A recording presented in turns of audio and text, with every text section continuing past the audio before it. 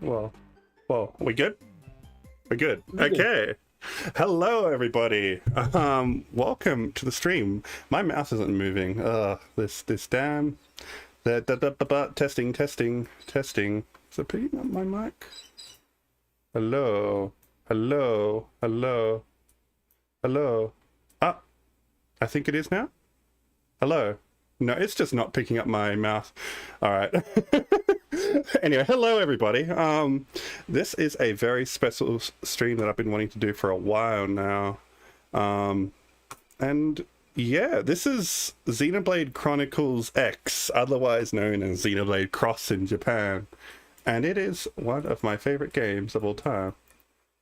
Why isn't my model picking up my mouth movements? Hello. Now it's working. There we go. Okay. Blah, blah, blah, blah. Testing. Okay, I think that's probably good. So yeah, this is not picking up my controller. Okay. We got controls. Good. This VTuber software is still like a work in progress for me. Why? I'm just gonna reset the software. Be right back. I'm gonna disappear for a second. You've wanted to play this, Len? Yeah, this is... I'm gonna spend a lot of time talking about this. Also, by the way, Eleanor's here. Say hi, Eleanor. Hi. I'm gonna spend a lot of time talking about this game because I have a lot of thoughts and a lot of feelings about this game, and I've always been wanting to do it, wanting an outlet for them. Because this game kind of got shafted at launch. Like, I don't know. I think the fact that it was on Wii U was definitely a factor.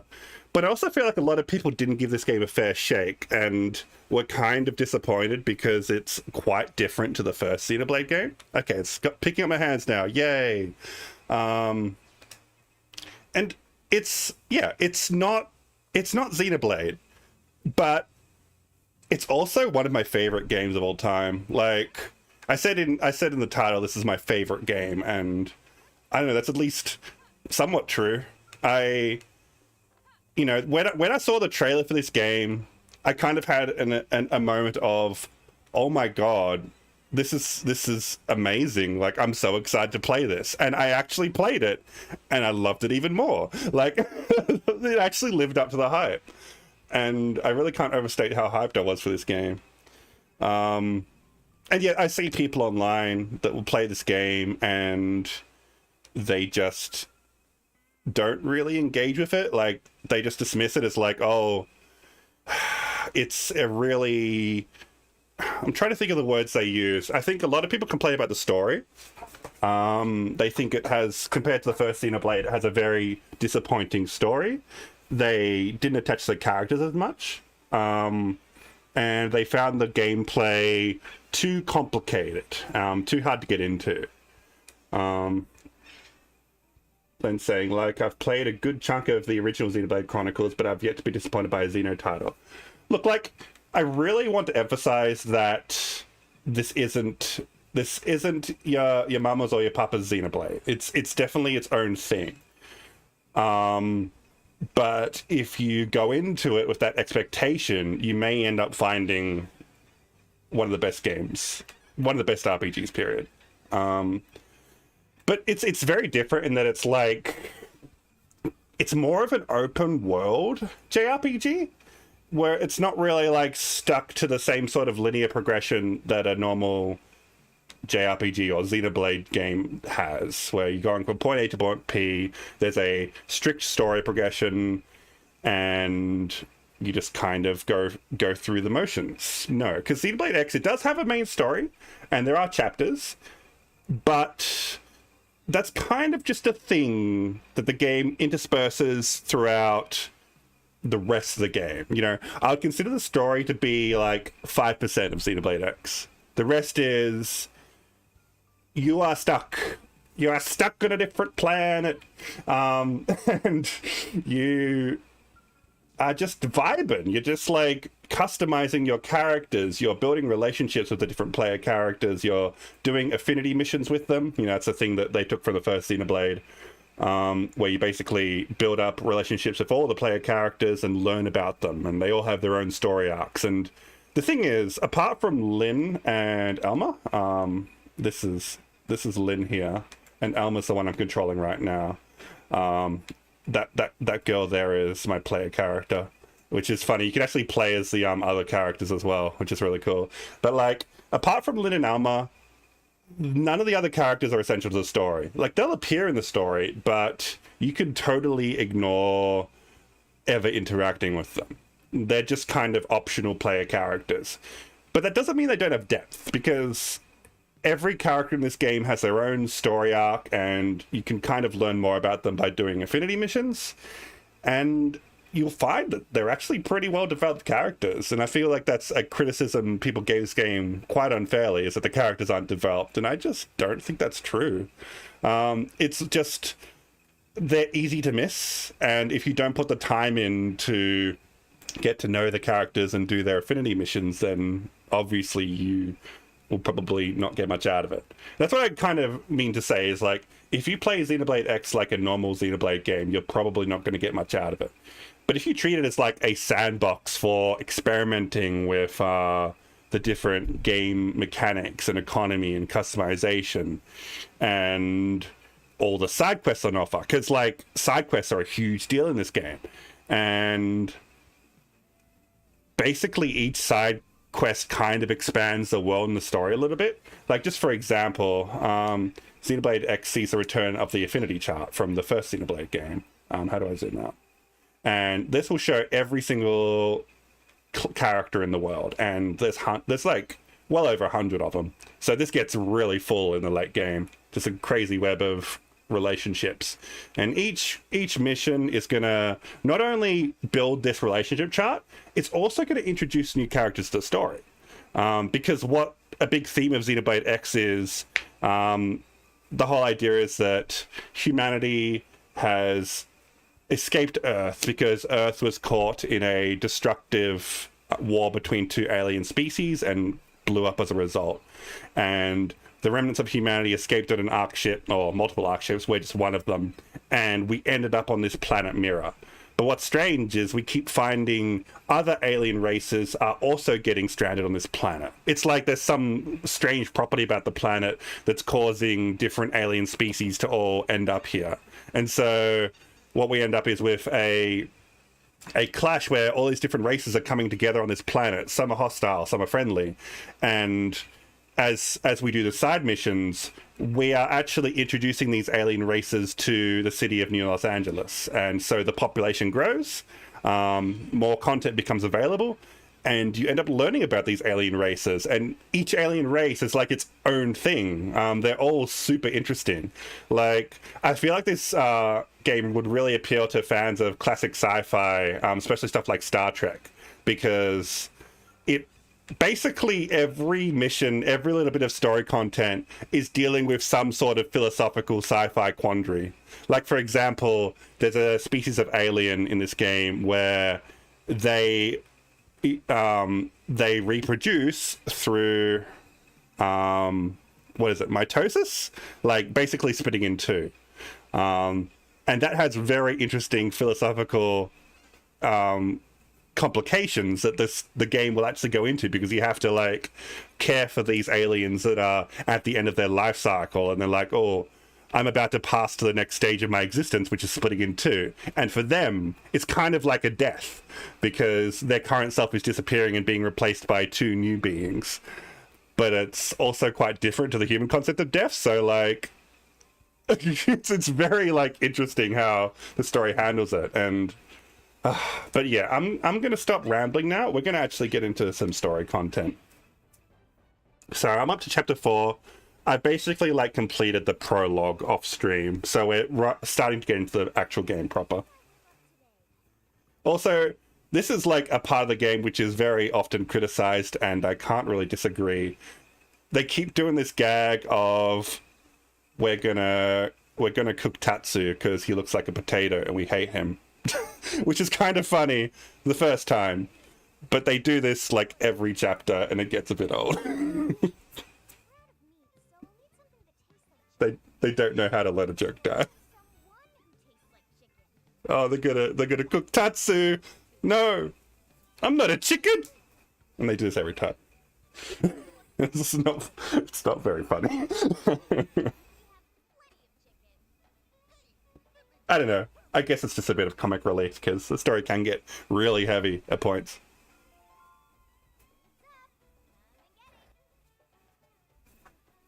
Is the audio a bit quiet? I might turn it up. Yeah, that looks better. Man, oh man, delicious. Lucky thing I happen to be in the neighborhood. You say that every time, Commander, but you always arrive as we're setting the table. Oh, you don't say. Vandam is a recurring character in every Xenoblade game, by the way. So he's always a little bit different in each one. But he's usually like a big guy. So is that the set of Xenoblade? That's great news. What was that? Is that the set of Xenoblade? Oh, yeah, the Sid of Xenoblade, absolutely. Okay, so we're going to Noctilum now. Cool. We didn't have names for anything here, so we've been using Noctilum for that whole region. Well, that's a silly name. And Nightglow Woods isn't? Moving on. Sorry. According to the Pathfinder's report, there's a large number of indigents in the area. Thankfully, no sign of any intelligent life form. Except for Nopon, they're not intelligent. That's wrong. Visit Nightglow Woods all the time. Yeah, well, like I said, Yeah, they do that joke. but it never hurts to be cautious. Friends patronize Tatsu. No pun. I guess Nopon are like the Moogles of Xenoblade. Down, small fry. I'll make that nickname. They're in every game and it's never really explained why. We'll have you check in with Lau's team first. They're already on assignment installing probes in the area. In this game, the Nopon are like natives to the planet Mirror, That's the general direction. whereas most other races are visitors.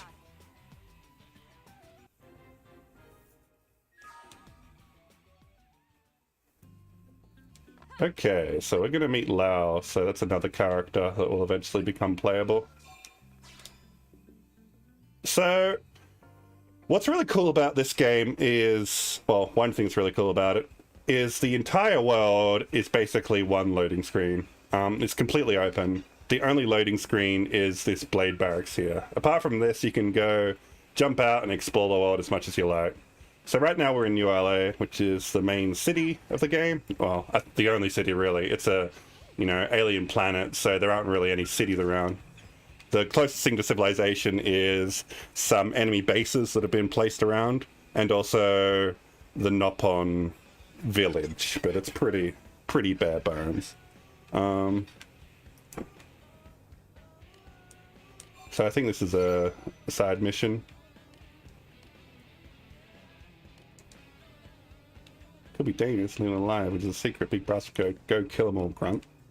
I The forget other it two was. shots that I had while you were introducing the game was so character dynamics is maybe a bit close to how Fire Emblem handles it, where there's Yeah. like only 5 characters that are important to the main plot, but through support conversations and other features that newer Fire Emblems have, Yeah. at least of those also have bigger characterization. Yeah, because like Fire Emblem is all about like the characters need to be replaceable, so you can't put too much of them in the story. And yeah, I guess it does follow a similar sort of idea where like if you want to invest in the characters and get to know them, you can, but otherwise you don't have to. This girl here is Erina, pretty close to your name. If she will sit still. But yeah, she is another member of Blade, which is this organization in the city, and our job is basically to protect the city, chart out the new world. It's basically an adventurous guild. And I'll show quickly, one of the big features of this game is eventually you'll get your skull license, which are these giant mechs here. And you'll be able to pilot one of these and go jumping and driving around and even flying in the late game. But we don't have that yet. The game really makes you work for it. And it kind of reminds me of like playing, for example, World of Warcraft. I can't remember if 14 does it as well, where like you won't get your first mount until like 20 hours into the game. Like it really does make you work up to that point. And I think some people were a bit turned off by that. Like they bought this game with piloting mechs being a selling point and are a bit pissed off that it takes so much work to get a mech. But I like it. Like, I think a lot of the gameplay decisions that people criticize in this game are intentional and, have purpose to them. So I really appreciate the sense of scale that you get just by traversing the world on foot. It's something that gets a little bit diminished when you get a robot, because you can get around places a lot quicker. The world starts to feel a bit smaller. And sometimes even when I get the scale, I decide to just run around on foot because it's fun. It's just fun exploring this world. Like it's there's one thing Xenoblade is really good at. It's creating Monolith Soft rather. If there's one thing Monolith Soft are really good at, it's creating these really exciting worlds that are fun to explore. Like it's common knowledge that Monolith Soft was recruited to help with the open world of Breath of the Wild, and I think that speaks volumes as to how much Nintendo trusts Monolith Soft to create big, amazing open worlds. And once we get out of the city, we'll be able to see that. I could fast travel, but I really want to show off, everything going on here. Also, shout outs to the soundtrack. It is composed by Hiroyuki Sawano of Attack on Titan fame, and Guilty Crown, and Kill la Kill. I personally love his music, but it is like a point of contention in the community. Some people hate it, some people love it, but I fucking love it. It's very over the top, but fucking it's fine for things to be over the top. I hate when people get really like gatekeepy about shit like, oh no, that's cringe, bro. Just fucking embrace the cringe is what I say. Enjoy things. Stop limiting your enjoyment on an arbitrary basis like that. Anyway, I'm just ranting, but I really like the music of this game, and it's actually something I listen to a lot in my free time. And we're just about to enter the open world now of Primordia. This is the first open area of the game. Okay, here we got some squad missions. So you may notice in the bottom right corner of the screen, there is this little squad mission thing. And this is basically the online functionality of the game, except right now, I forgot to mention, I'm emulating the game. This isn't running on actual Wii U hardware. And it's actually running at 60 FPS, which is a lot better than what you can get on the normal hardware. I am streaming at 60 FPS, aren't I? I'm pretty sure I am. I hope I am. Yeah, I am. Okay. So the game looks bloody beautiful. I definitely recommend trying it out this way. But yeah, as long as you got the computer running anyway. But basically, we're using a cheat that kind of emulates the functionality of online play. And that's what this squad mission thing is. It's basically when you enter the game, you connect to a group of people. I think it's like 30 to 50 people, something like that. I want to say around 30 people. And you're all working together to complete these squad tasks, which are just kill X number of minions, collect X number of items. And you see this little S icon indicates that this is one of the monsters we need to kill. So I'm going to kill them, because I will get rewards for doing so that I can use to spend on other things. Reward tickets, there we go. I've also got a few cheats active in the game to make grinding a bit less of a pain. Which is, I know grinding is part of the RPG experience, but this is very much a casual playthrough, and I've already played through the game once on an actual Wii U. So I'm trying to make my experience a little bit less grindy this time. So if that sounds appealing to you, emulate us. I ain't even gonna hide it. Just make sure you legitimately rip your copy of the game So you can emulate it legally, of course. Oh wow, is that giant? Yeah, that Millisor is a squad task, and I am not high enough level to beat that. As you can see, it is a giant dinosaur dude, level 49, that's just slipping some water. And the thing is, this game definitely scales monster strength to size. So even if I get to level 49, there's a good chance I won't be able to fight this thing because it's just too big. This thing is really intended to be killed with a scale, unless you have a very specific build for your on-foot character, which is definitely possible. You can fight giant things in this game if you build your character right. It's the kind of crazy freedom this game offers. You just do shit like that. With the giant dinosaur, I was reminded of the not as giant dinosaur as that one, but the first area of Final Fantasy XII. Oh yeah. I remember Final Fantasy 13 has like the I forget what it's called, Grand Pulse area. Oh my gosh. We have been invaded. Oh my gosh. We have been invaded by a Lily Laco and her 15 viewers. Oh my god. Flight Raid, welcome. You were playing Horizon Forbidden West, weren't you? I was in stream earlier. Welcome. I am here to play my favorite game, Xenoblade Chronicles X, and show it off to people. You know, I understand that y'all may be tired and going to bed now, and that is perfectly fine. But if you want to stick around, feel free. No judgment either way. We unlock the ability to fly. I need a bigger gun! Yes, I'm glad you know the memes. Yeah, I have not unlocked the ability to fly in Xenoblade yet. I am still pretty early on. But this is, you know, a casual playthrough of the game after I already, like, 99%ed it on the Wii U. I couldn't 100% it. It was too hard. Maybe I will this time, I don't know. Have you played this game before, Lily?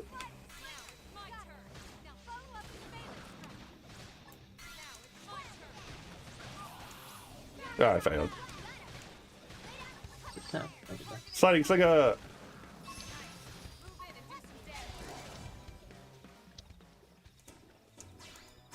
Nice! Oh, I'm glad someone has played this game. I feel like a lot of people, like, just tried it and decided it wasn't for them arbitrarily, and that makes me really sad. Also, I seem to have gone past the quest marker. Whoops. Where are we going? But yeah, I love this game, folks. This is, in my opinion, one of the best RPGs ever made. Even if it's not perfect. It's definitely got some issues, but I fucking love this game. Yes! The side quests are amazing. I was just talking about that, how, like, every side quest kind of expands the world, and, like, it's all part of the story.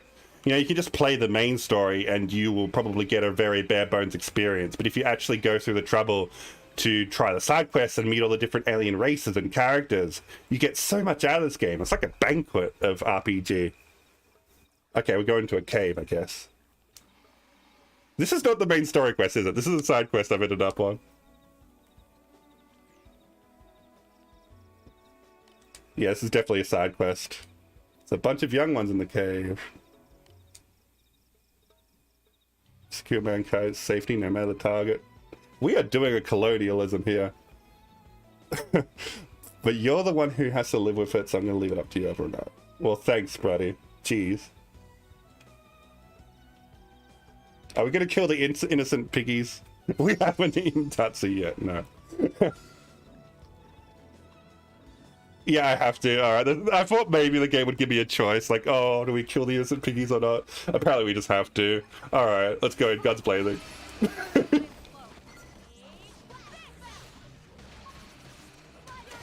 And I'm playing as Alma because Alma is cool and my main character doesn't have a full set of skills yet. Alma for Smash! It'll happen someday, right?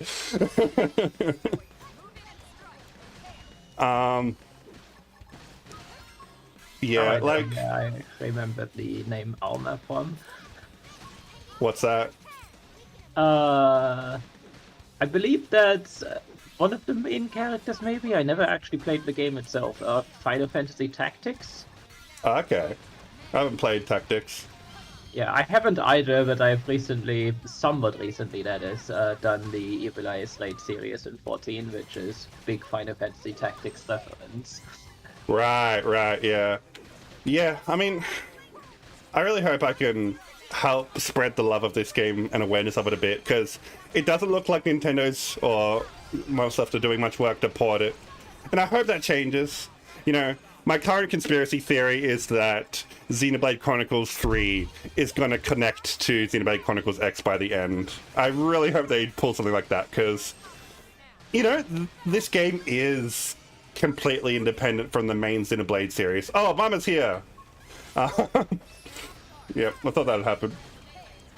But what we know from the lore is there is implications, potential implications, that this game is connected to the main series, because there is, without spoiling too much, there is a important alien race in this series, which are said to have descended from beings from another universe.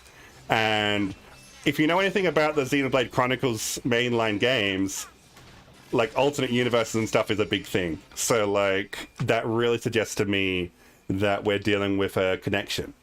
But it's never outright stated.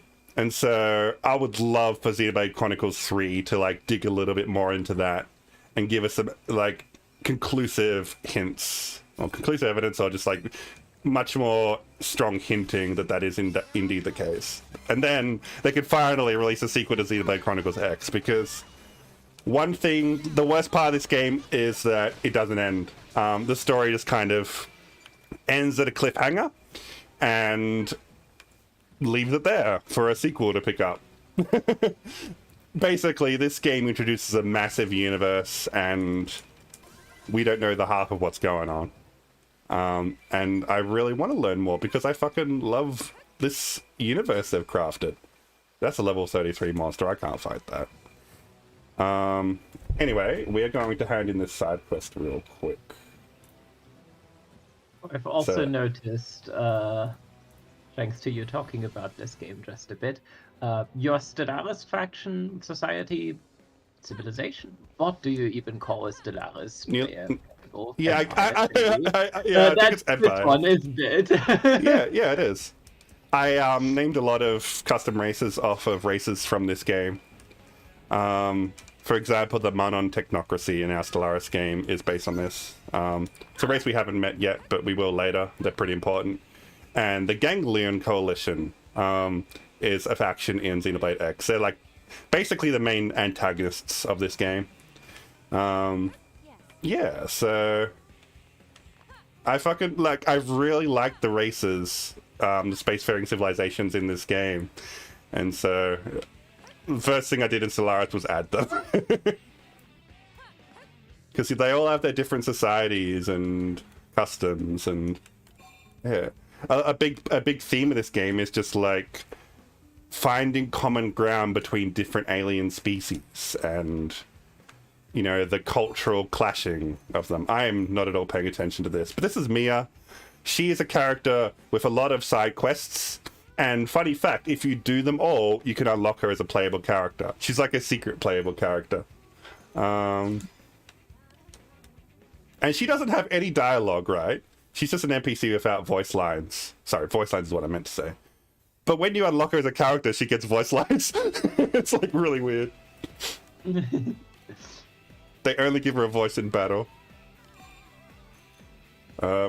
Just sneak out sometime. Holy Marco, let's build it. You're a genius person. Side then, I'll leave today. Ain't nobody gonna stop me. You know, it's probably a little nuts to just run off without the proper equipment. Think you'd find me some protective wear and some kind of weapon? I mean, you're pretty much my accomplice at this point, right? Yep. We're gonna help her become a Blade member. I like her. She's got a good personality. Yeah.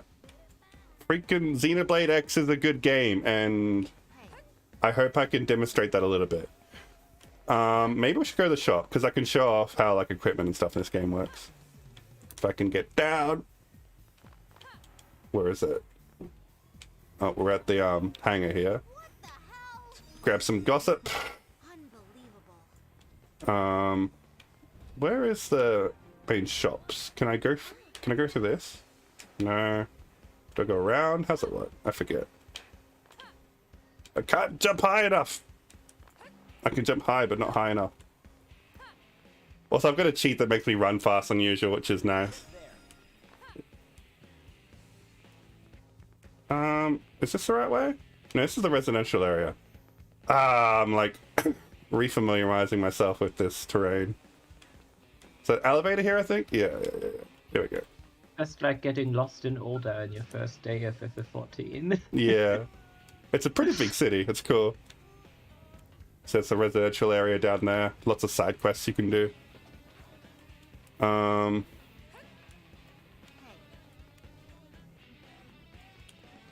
Okay, where were we going again? Oh, the shop. I think it's up here. Yes. Oh, this little gossip thing up there.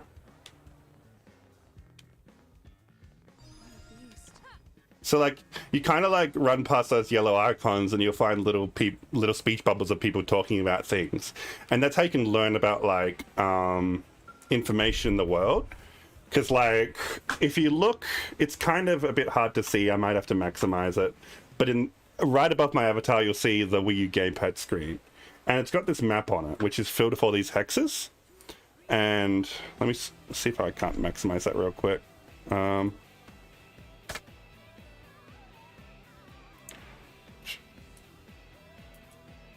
Here we go. So like, each of these hexes is a way of kind of like making the open world full of things to do. And I love this. I think it's such a cool idea. You know, if we take out the hexes, you can kind of see the basic geography. But if we put the hexes on, basically every segment of this map has something to do. And these can range from missions that you get at New LA. You have to complete in these areas. It can be treasure, which you need to find, which is these little star icons. It can be tyrants, which are like unique monsters you have to fight, and killing them will, you know, clear out that segment and improve your survey rate, which is kind of like your completion. You know, I love completion in games. I love open worlds that are filled with stuff to do, and this makes every little corner of the world feel significant in some way. There are these survey probes, which are another thing. Basically, think of them a little bit like the towers in Zelda, Breath of the Wild, where like you have to go to a certain point and then you install a data probe at that point, and that unlocks fast travel, and it also fills the hexes around that tower and around that probe with things to do. So right now, all these around here are invisible. But if you unlock the data probe, you need to go find it first and then place your data probe there and make sure you have the right technology level. And then that will unlock that area. And you can fast travel there and you'll find all the things you can do in that area as well.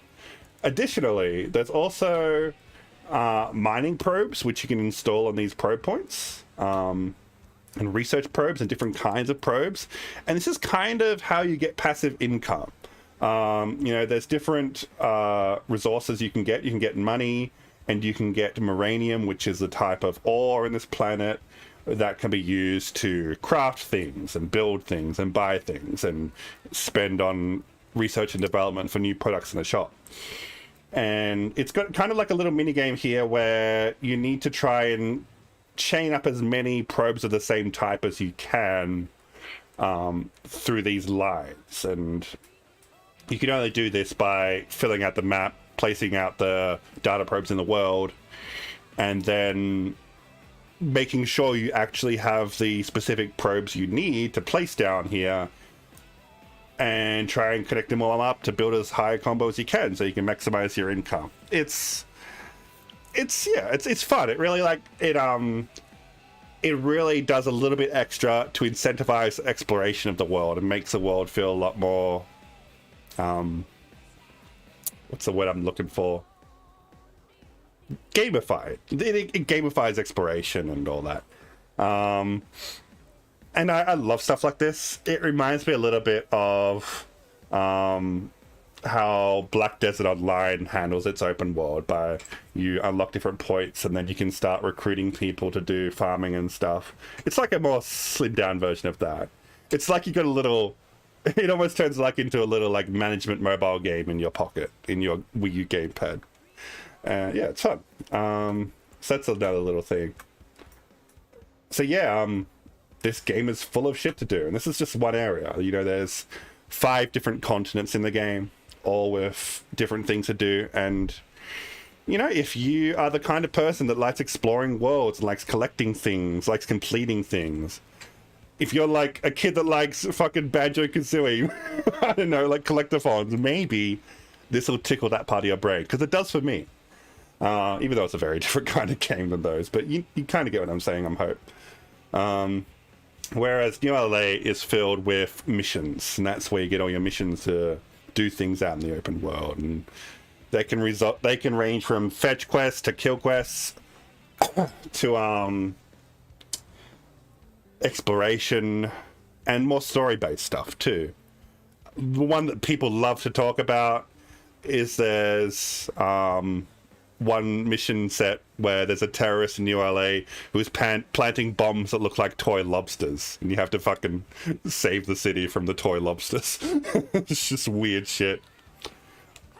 Also, this game is super transhumanist, and there is a feature in the game which lets you change your player avatar to be another gender, or change completely your appearance or voice. And it's actually part of the story that this is a thing that people do in this world. They can just change their bodies, and that is so fucking based. I don't know where that came from. Also doesn't say that changing your body is bad. No. Absolutely. Like, I think there is a character which is like a woman. It's like, yeah, I used to be a dude. I wanted to be a woman for a while. It's like, cool.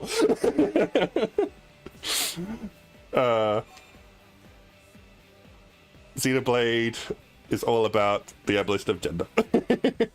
And that's how I'm going to choose to read it. But yeah, it's very cool. I love games that kind of incorporate that stuff into the story too.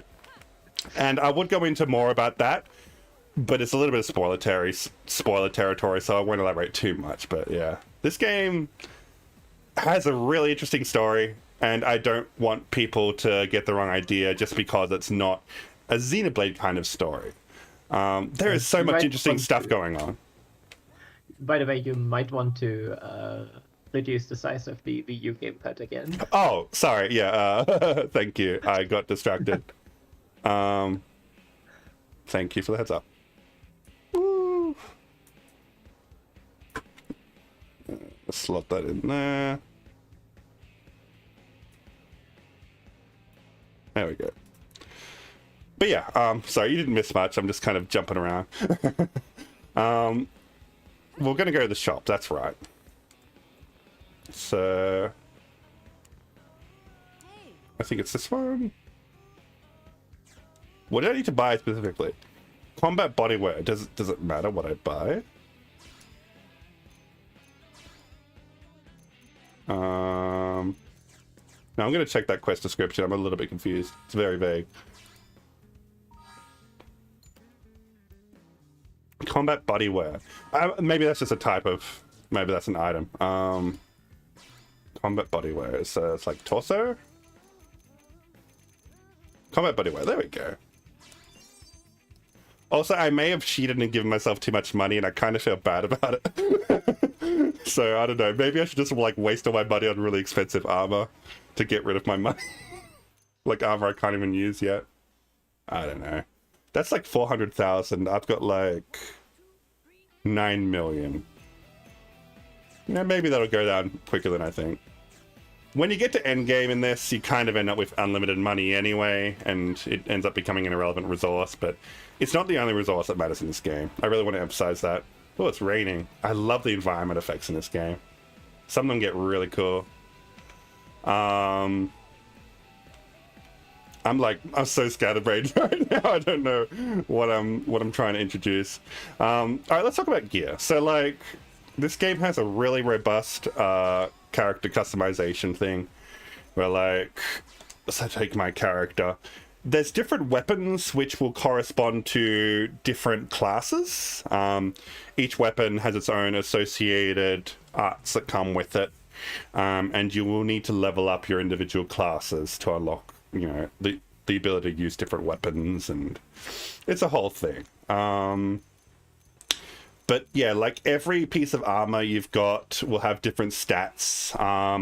You can kind of see... Should I capture my cursor to demonstrate this? Well, anyway, you see like there's like 6 little icons on the right of different colors? They are different elements. I believe there's physical, beam, gravity, thermal, electric, and ether. Which is pretty interesting elements. Like, you're going a bit far from the traditional fire, wind, water, air. What's the word for Trinity, but it's 4 things? Quadrinity? I'm just making up a word. It's a quadrinity. But yeah, like, yeah, that's a whole thing, and you can like really like set up specific gear sets to target specific kinds of enemies if you really want to get into the nitty-gritties. Not essential, but you can. This game is all about freedom and doing whatever the fuck you want. Each equipment you can get, like you can craft equipment, you can buy equipment, which is usually not as good as the crafted stuff, but the crafted stuff you need to collect parts from enemies all across the world, and there's like a billion different kinds of enemies. Yeah, I got a 3D model now. I made this in Vroid. It's more of a temporary thing until I can like actually afford a live 2D model, but I think it's a bit more visually appealing than just a straight PNG. Or at least in my opinion. I also really like the look of it. So yeah, thanks for noticing. Yeah, so each equipment has different stats and different abilities. For example, these goggles have potential up, which I believe increases the damage of TP arts, which are arts that use tension points. There's melee attack up, melee accuracy up, melee attack boost, and there's so many different abilities in this game. And they all do different things. And there's also some gear has augment slots. Augments are like your gems from Xenoblade. You chuck them in a slot and they can further enhance gear with more abilities. And using these combination of stuff, you can create gear sets which can really change how you play the game. And like if you just look at all the stats, we've got HP, ranged attack, melee attack, which are different because you can swap between your melee and ranged weapon at any time, and both your melee and ranged weapon have different sets of arts associated with them. There's defense, ranged accuracy, ranged attack, evasion, melee accuracy, melee attack, and potential. They're all pretty self-explanatory. But when we get into actually explaining how the combat works, I think you'll find it's very complex, and I think this is something that turned a lot of people off the game, because the game doesn't hold your hand through any of this shit. It's the exact opposite of most Nintendo games. It's just like, I want to say it's a thematic choice, but maybe it could have been done better. But I kind of feel like it ties in with this whole idea of the theme of the game, you know. The X in the title, or cross as they call it in Japan, is meant to symbolize a crossing between people crossing paths and helping each other, which is a central theme in the game. You know, you're stuck on this alien planet and you need to work together to survive with your fellow people, with different alien races, whatever it is. Everyone's working together. It's all very communal. Very commie, even though it's kind of a colonialist story at the end of the day, but it's nuanced enough.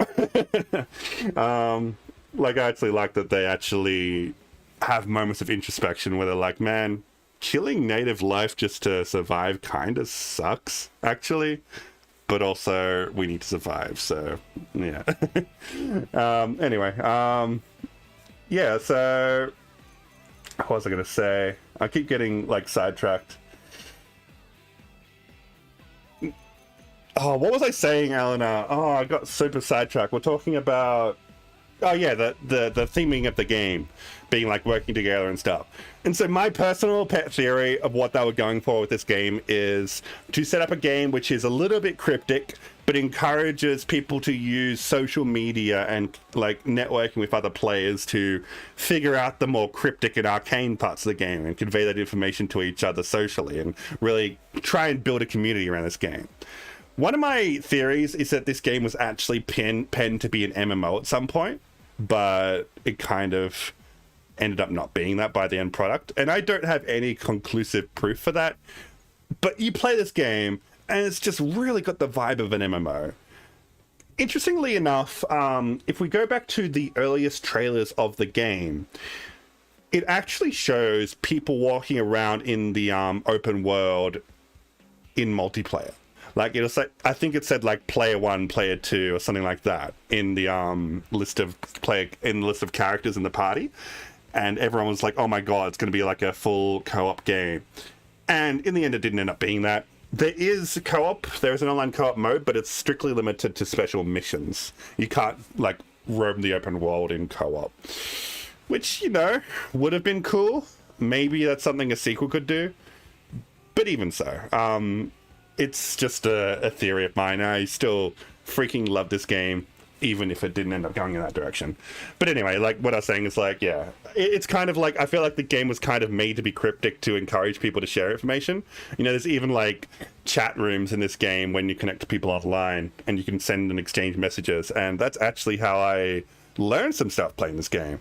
Only problem is, like, typing on a Wii U gamepad isn't the most convenient thing in the world, so it's a lot easier to just talk to people, like, on Twitter or Discord or whatever, to learn things about the game. But this is a game that you will need to watch tutorials to learn how to play, or read tutorials, because it's complicated and it doesn't explain a lot. Especially when we start getting into the nitty-gritties of the combat system, it gets really crazy. And, like, how the fuck are you meant to know what potential means, right? Like, potential is one of the stats here. It's just like, what does potential mean? Well, it's the damage of TP arts. The game doesn't tell you that. You just kind of need to figure it out. So this game actually does come with an online manual that you can read through that has a lot of information. And so a lot of people actually said, oh, this is one of the few games I've played in the last decade that actually requires you to read the manual. And that's, like, totally true. And it actually helped me a lot. But I do feel like it does, even the manual includes a lot of, lacks a lot of information, especially when we start getting into stuff like Overdrive, which is its own whole thing. Water break.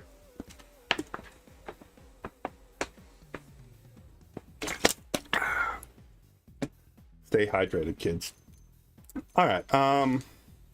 Let me show you some of the other customization things you can do in this game. So there's arts, which is something you will probably recognize from Xenoblade 1 and 2. I guess it's a thing in all the Xenoblade games.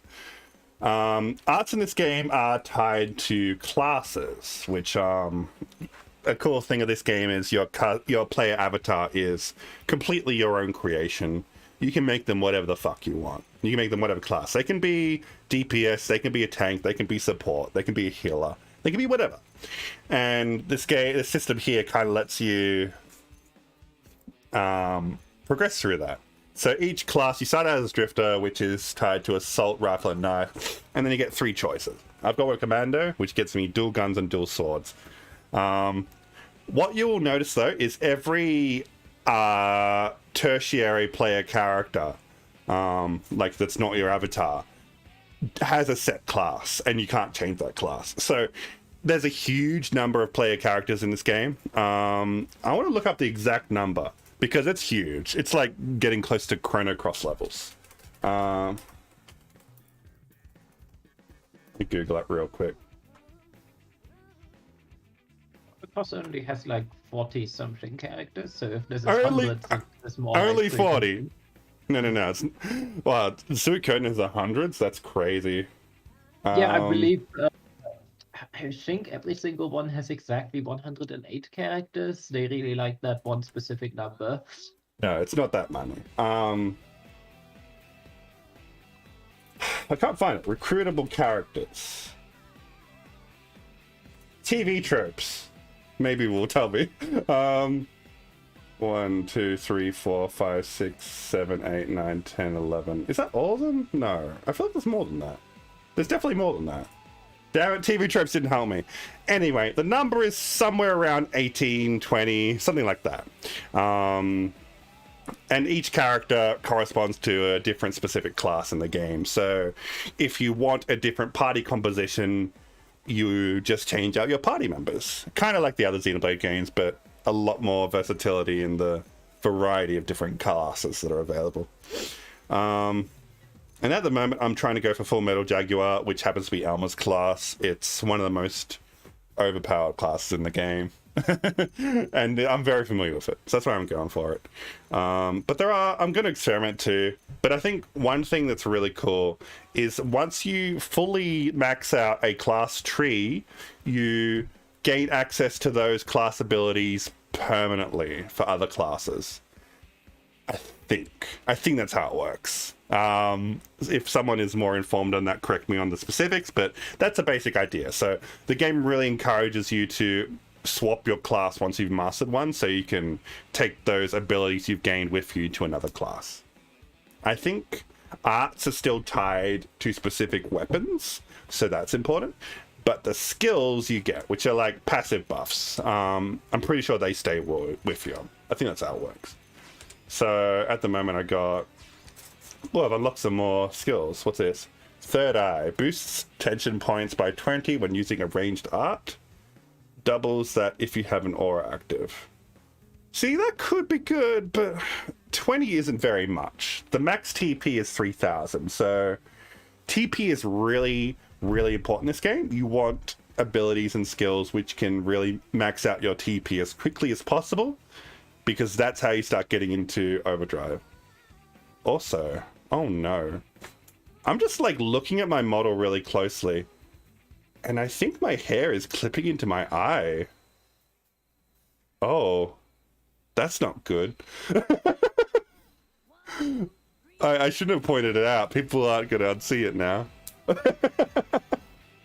I am going to have to fix that tonight. And another thing I noticed in my model is for some reason my hands don't wrap around the controller perfectly. I think my hands might be too small for the controller. I'm going to have to do some trial and error to fix that. Anyway, boost damage by 25% when triggering range combos. You know, I can't remember what range combos are, and that's annoying me. I think it might be like when you switch to a ranged art from a melee art or something like that. I might be able to quickly Google it. You need to Google a lot of shit to be able to play this game and like really have fun with it. And you know, that might turn some people off, and I understand that. This game isn't perfect, but it's my jam. It means using it after another ranged art.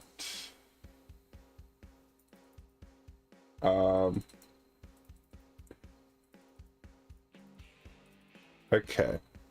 So it's like using ranged arts consecutively, I guess, which are the yellow arts. Okay, interesting. So I've got background noise, which boosts damage when using melee arts from behind, kind of like Shock's backslash. So I've got that. Range accuracy, range attack, and evasion. I think I'll keep what I've got. And we've got arts too, which are, like I explained, are tied to the weapons and the class you have. And you can level these up, and they give better effects when leveled up and using your battle points. You can also level up your skills as well to give them more boost. I'll keep it as is for now. There's soul voices as well, which are a whole thing. How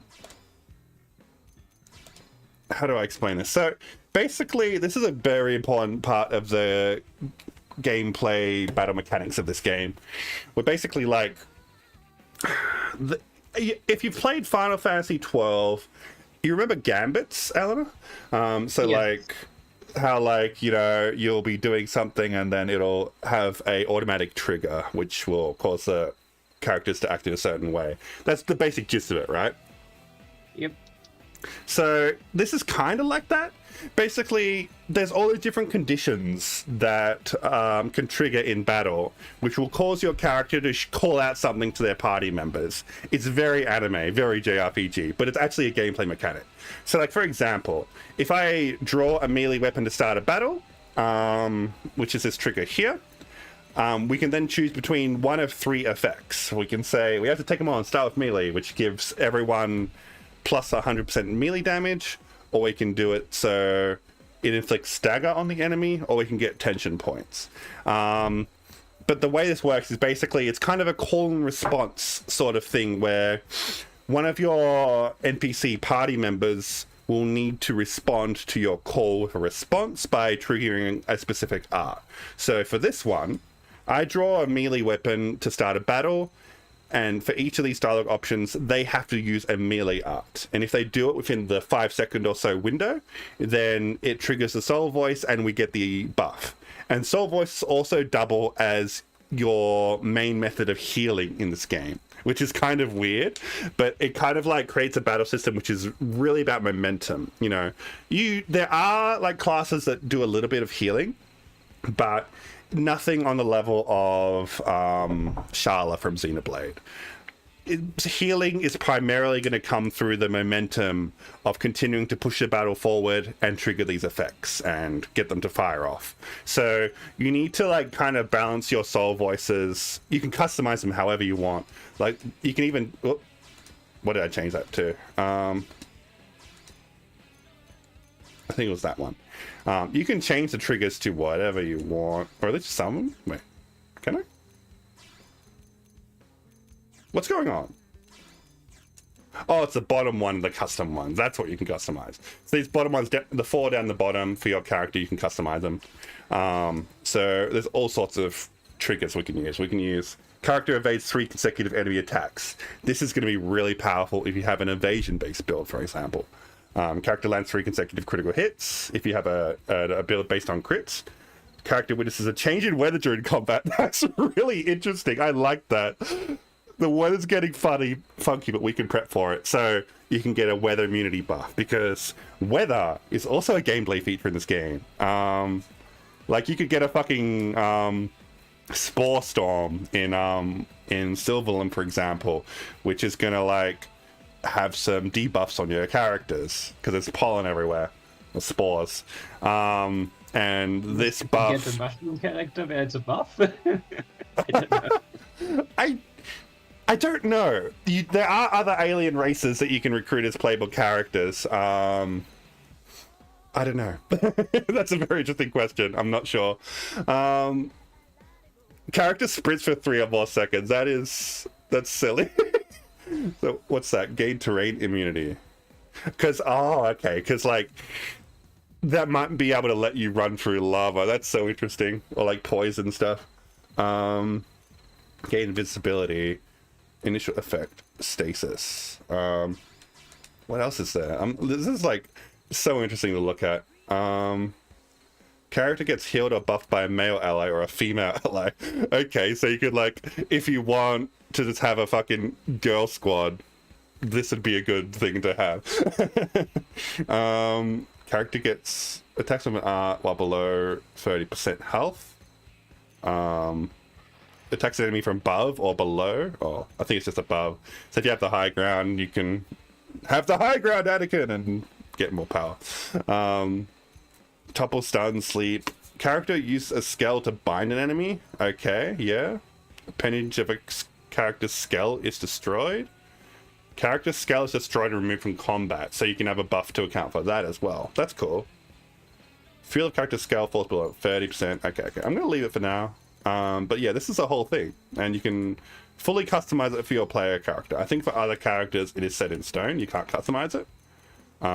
But again, it's all about... That's why there's lots of different playable characters, recruitable characters, because they all have different effects, and you can mix and match them how you like. Okay. That's enough rambling about that stuff for now. Let's try and finish this quest. So she is in the outskirts of the administrative district, so I'm going to bring up my gamepad and warp to her. Where is she? How do I get up there? I forget. She's like above here. How do I get there? Oh, it's an elevator here. This will help.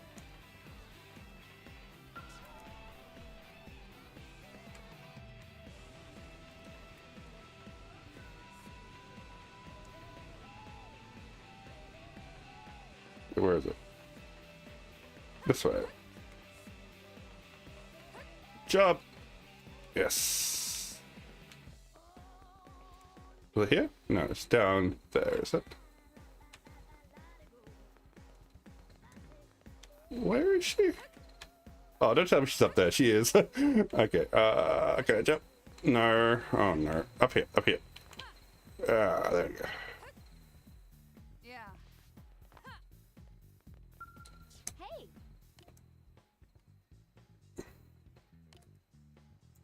Why about Agnar when I'm about to leave the nest? I was assuming I got the equipment I asked for a weapon. Iron blades. Protective gear. Just don't know your name, embarrassing. It's Sophie. I'm terrible with names, so today for off I'm calling you Chief. So, Sophie, where are you? Where is Sophie? She's talking to Sophie, and Sophie is nowhere to be seen. Where is she? Now that I'm looking it up, I'm off. Hey, we just added her to the affinity chart. I'll put these other blades to shame and have Walter eating his words by the end of the week. Sophie's gone. Fucking left the planet. We all just leveled up. I think I've got a cheat that's giving me extra double EXP as well, just to make the game go by a bit quicker. There's Sophie, she's back. So now we are going to continue the main story. So let's fast travel at least some of the way.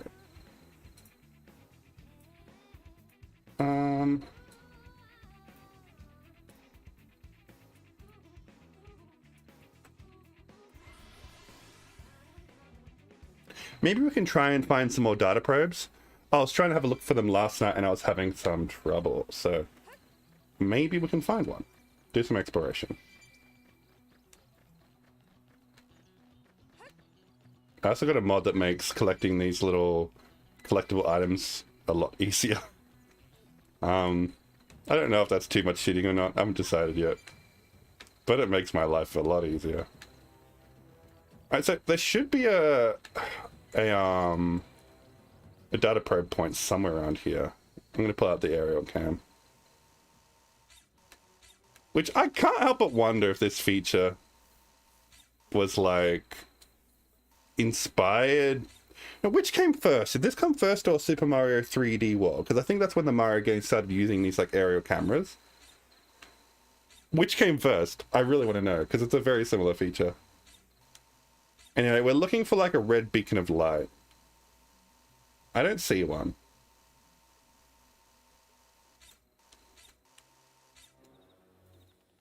That's a big boy.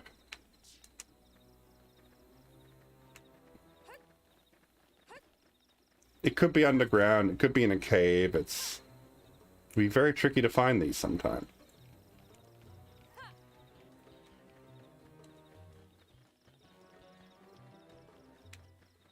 You just know it's somewhere in this hex. The fact that I can't see it. Oh no, no, no, no, no, no, no, no, no. Big boy. He's puking on us. Run, run, run. Okay, 3D World was first. Alright. I think 3D World came up at first. I think that was just a Wii U thing. Like, they've really got in the idea of using those sort of cameras that you rotate with like motion controls and stuff, like looking through the gamepad. Yeah, I don't know. Yeah. It was an interesting theory. He might have also done something like that. I remember it most on Wii U. I don't know if it actually used the motion controls, but I know there was a feature where you could take photographs of the nature or your Pikmin or whatnot. What game are you talking about? Pikmin 3. Ah. That was also a Wii U game. That is a Wii U game. Pikmin 3 is a great game. I love Pikmin 3. It's kind of like they gamified the process of speedrunning. Like, the whole game, like, I mean, you can play it without really engaging in that, but the most fun I had playing Pikmin 3 was when I was trying to get as few days as possible. and like the way the game kind of lets you reset your day if it's not going well, and you can even rewind time to like reroute, and like just trying to be as efficient as possible. That game was so much fun. Pikmin 3 is great. I plan to, since the remake of it that they released on Switch also allows the co-op multiplayer in the main story. I plan to do that with my girlfriend in the future. Oh, that's awesome. Man, I wish I had someone to play that co-op with. I would love that. Yeah, the Switch version is... I didn't buy it. I was a bit poor, and I decided to save my money. But it looks like a really good port. Like, they added, like, all that additional story content with Olimar, and, like, I think they expand on the multiplayer a lot. Like, it's just a really good port. Yeah. Like I said, you can now also play the main story in co-op multiplayer. Yeah. Fucking... That's like the ideal Switch port. Like, really. Oh, look, it's shooting stars. They also added a hard mode to the game, the so-called ultra spicy mode. Oh, yeah. I think the main thing that one does is that it limits your maximum Pikmin that you can have out at the same time to 60 instead of 100. Oh, that's interesting. So the game is fully playable with only 60 Pikmin. I didn't know that. Yeah, wow. I'd love to go back to that sometime. Ooh. Tyrant, level 11. Let's do this. The other change that Ultra Spicy does, I believe, is that all the fruit only give half as much juice. So considering that an all-fruit playthrough still gives you 99 days, that's still like 50 days. So yeah, it takes a few more days that you are at the point where the fruit juice no longer matters. But right. Yeah, that'd be so fun to go back to.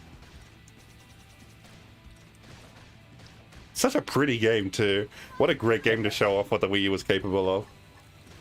Yep.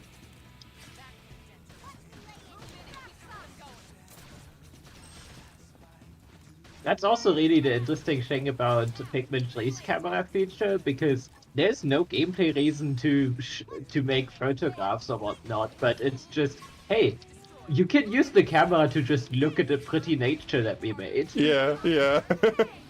You gotta love when devs like appreciate their own work to that level, and they want other people to appreciate it too.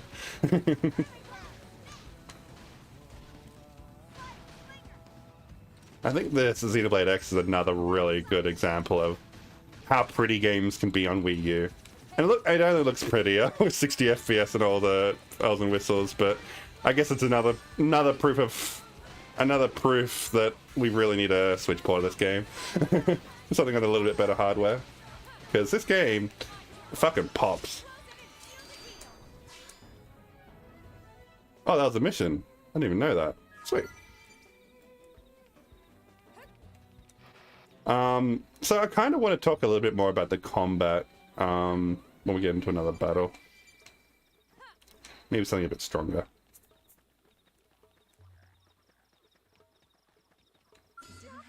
Like, why am I playing this again? It's just kind of, I don't know. I was feeling it. I was really feeling it, as they would say. I've been offline, right? Yes, it was. I think it's actually in this game too. But yeah, like, I've been in a Xenoblade X mood for a few days. I think ever since Xenoblade 3 was announced, I'm like, man, remember Xenoblade X? It just really got me in the mood to think about this game again, and I kept thinking about it, and I kept thinking about it some more until I'm like, let's just fucking play it again. I don't know if I'm going to do a full playthrough, but we'll see, because I just picked it up. And it took me a bit to get in the mood again, because this is such a big game, it's such a commitment to really invest your time to, and to relearn all the mechanics and everything. But once I really started getting in the swing of things again and remembering how everything works, I'm like, this game is so much fun still. Like, I just played for like 5 hours yesterday, just vibing, and I was just having a great time. And it makes me a little bit sad, because like there's other games I probably should be playing, but I'm going back to this one. But I'm having fun, so I'm not gonna police my own enjoyment. I don't know. It's good games are fun. And I want to use this as an excuse to share the game with more people. I'm sorry, I missed your message. There isn't a Switch port of this. If you ask me, this game is the one reason to get a Wii U still. It really is. Absolutely amazing. Okay, this is a probe I already made. Okay, let's do some story. Gonna meet Lao. He's a pretty important character in the story.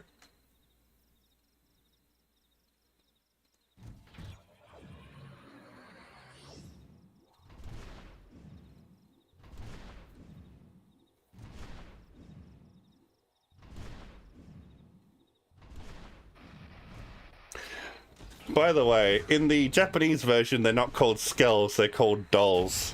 And I think they realized, oh, the gamers will feel too emasculated fighting in dolls, so they changed name to Skull. Which is sad.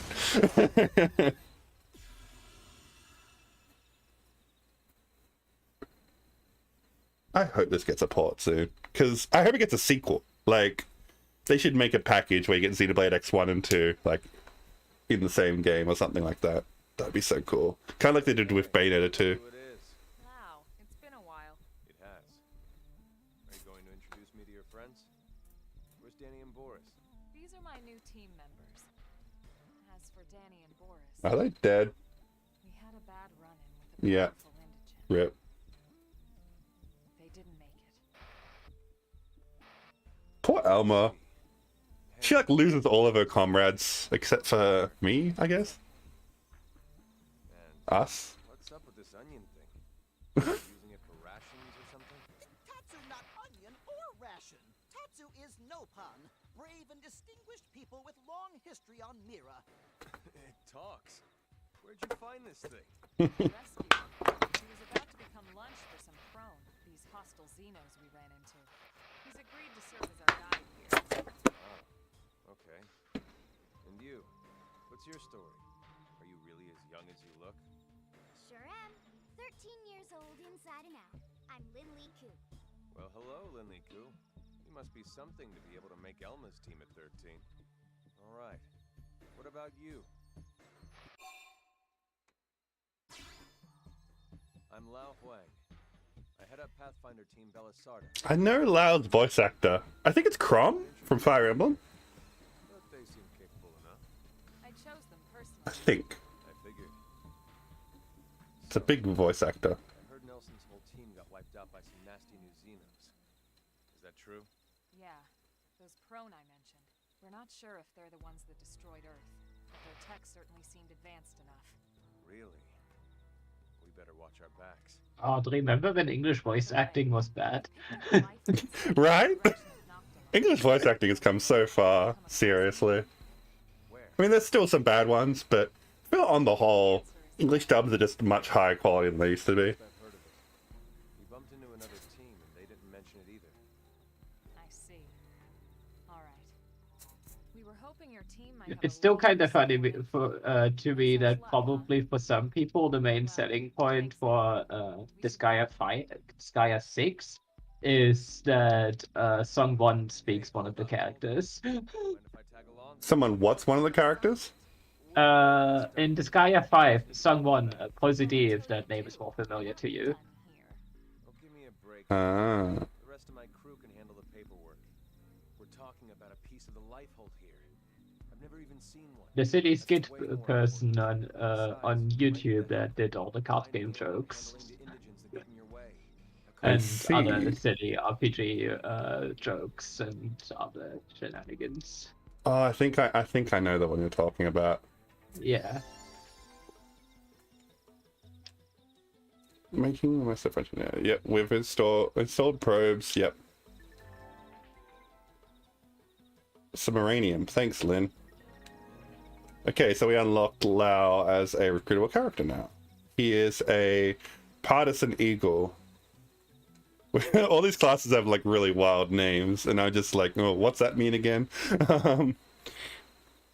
Battle style. Lao uses a standard partisan eagle style to engage in ranged combat while also keeping melee enemies at bay. Okay. So I guess he's like a spacer, I guess you'd call that. Yeah.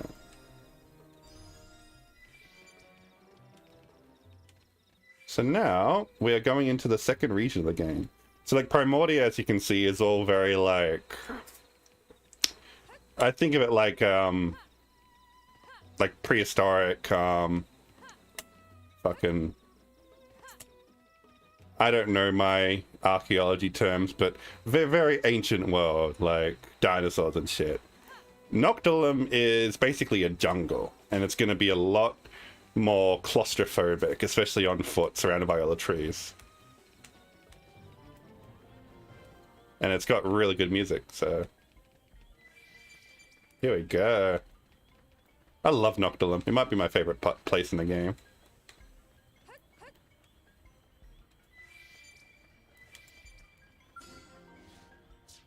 Level 34 monsters. Well, that's the thing about this game. You can just encounter monsters that are just higher level than you, and you just gotta fucking run. Because the world isn't here to accommodate you. You are just a guest.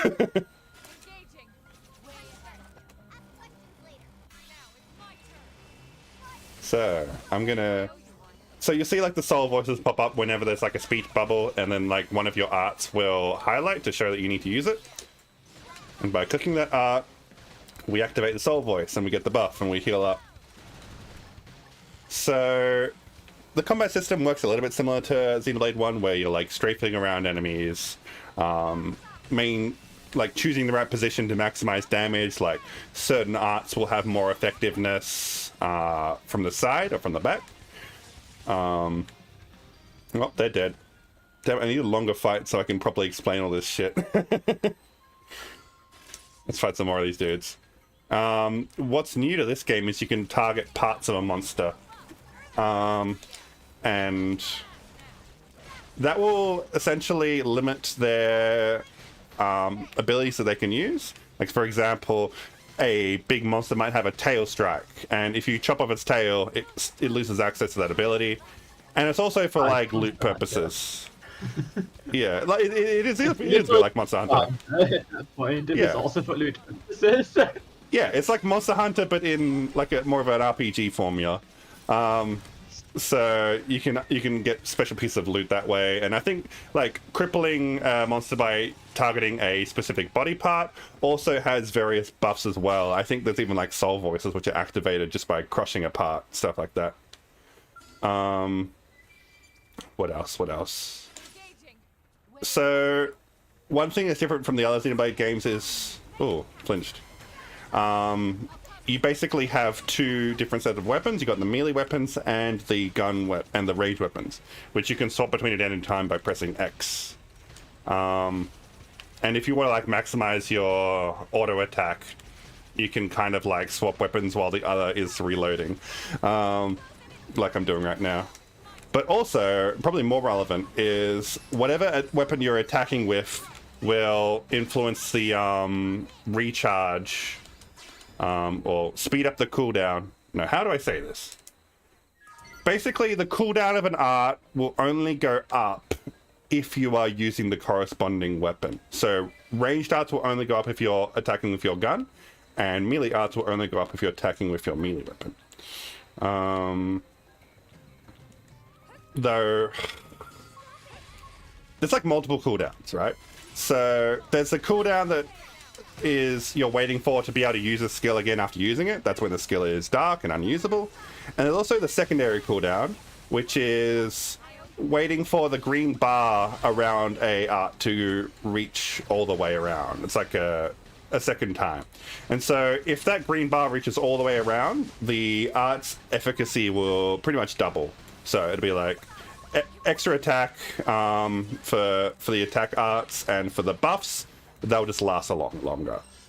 And that secondary cooldown is what is influenced by your auto attack weapon. So if I have like a sliding slinger, for example, as a ranged art, if I want that to reach a secondary cooldown, I need to be attacking with my auto attacking with my gun. Otherwise, it won't go up. But like most of the game is going to be about, you know, managing these cooldowns, managing your soul voices, so making sure you have arts ready to pop off when someone asks for a soul voice. Like they'll say like, quick, use a melee attack, and then I'll activate the soul voice. Like now. So I want to get behind it because this one does more damage from behind. Oh, I got interrupted. Unfortunate. And that part is like a lot like Xenoblade, like trying to get in the right position and everything. And the other thing that's really important in this game is overdrive. But we won't talk about that just yet. There's also TP management, which is super important in combat. Various actions, various abilities will gradually accumulate TP. I think auto attacking also accumulates a little bit, but you really want to make use of your gear effects and your skills and your artifacts to maximize as much TP gain as you can. TP is what is used when you use TP arts. So every TP art uses 1000 TP, I believe it is. And TP is also used for reviving enemies that have been down. Oh, sorry, not enemies, allies that have been down. So if an enemy, oh my god, if an ally has been KO'd, you can revive them by running up to them and using 3000 TP, which is by default the max TP character can have. And not only you, but your allies can do this as well. It's quite similar to how Xenoblade 1 manages the chain gauge and all that. So you can either use a chain attack or you can revive your party. You need to make that choice. And TP arts, as I explained earlier, have their own sort of damage pool, which is influenced by potential. And generally speaking, they will be the bulk of your DPS in the game. You can get some really high damage values from using TP arts. But it is like a risk versus reward thing that you have to kind of calculate as you're playing. Now, normally you unlock Overdrive at around level 20, but I use a cheat which let me unlock it from the start of the game, so I'll be able to show it off a lot sooner. Anyway, I could use some help on an outfitter assignment. What do you say? Let's go. We came out here with a request from Sakuraba Industries. They want us to test out a new skull weapon on the indigents around here. Jeez. Everything got fine until this crazed mephite started attacking. Anyone not inside a skull was wiped out on the first swipe. Mine was totaled, but at least it kept me alive. Problem is, all that weapon test data is still inside it. The mission came through from Isobe, Sakuraba's chief engineer. I'd feel like a total amateur if I let him down. But now that you've shown up, I may have a way out of this. What do you say? We go grab the test data from the skull I ditched in Rust Lake, and give you everything Sakuraba's paying us, and that's how much it means to me. Okay. Maybe I'll set as a navigation target? Kind of sucks that you can only set one navigation target at a time. I wish that was not the case. Alright, let's do this mission. Why not? That's a level 30 croc. Wait, I can't go there? Yeah. Like I said, Noctilum is a lot more claustrophobic than Primordia. It can get a bit hard to find your way around, especially on foot. But goddamn, look how beautiful this environment is. Like, holy shit, this game is pretty. I love it.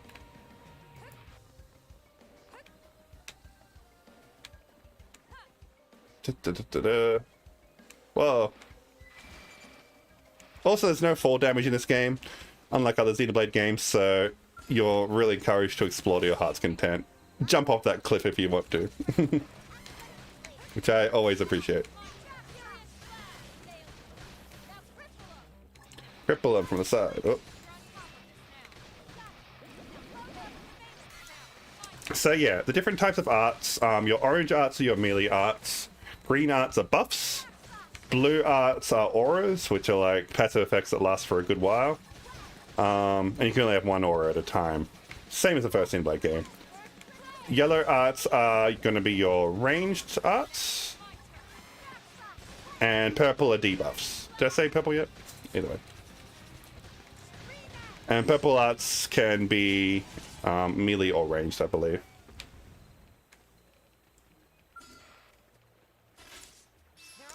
I kind of wish this game had a system like other RPGs, like The World Ends With You, or I guess more relevantly, Crosscode, where like if you rack up lots of battles at once, you get more experience and stuff, but it doesn't seem to have anything like that.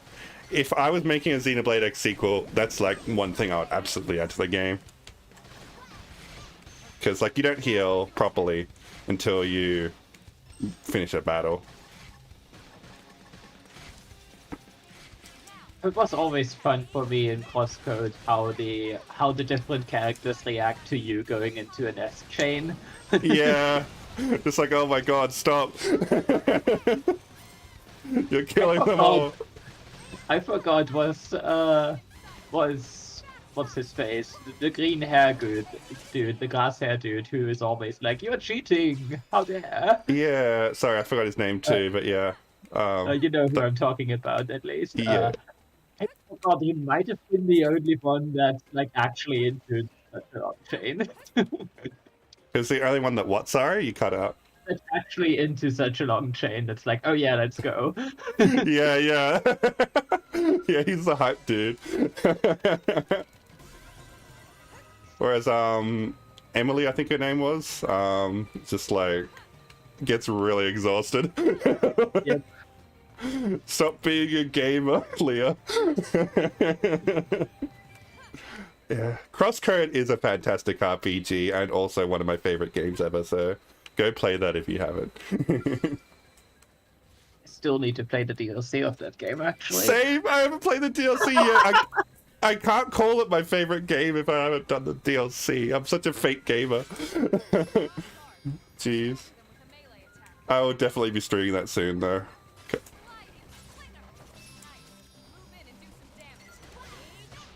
Or playing it offline, I don't know, I haven't decided yet.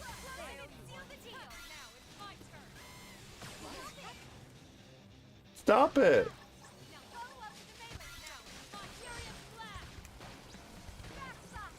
Well, that's a big boy. Let's start a fight with him. I'm gonna do it. Wait, Kano?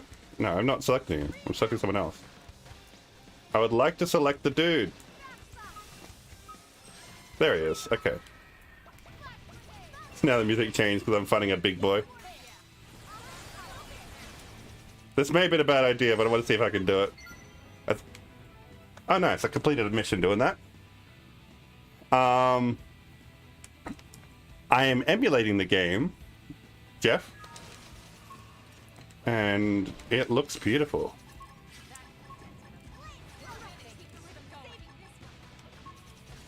Okay, I'm going to try and go for an overdrive this time.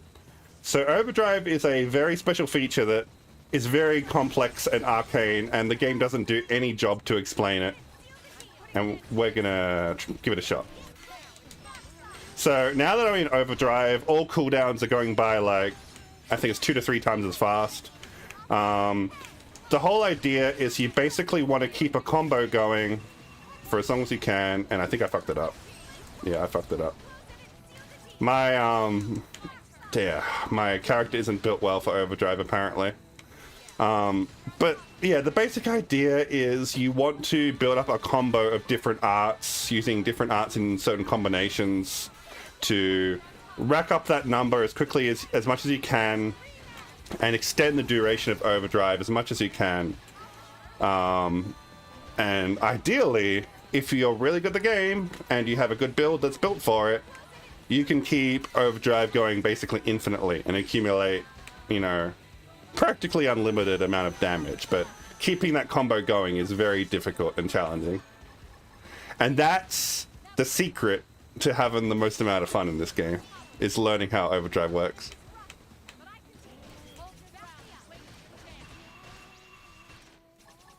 So yeah, you know, Xenoblade games aren't for everyone, but I really need to emphasize that Xenoblade Chronicles X is not a traditional Xenoblade game, and I feel like it does appeal to a different sort of mentality.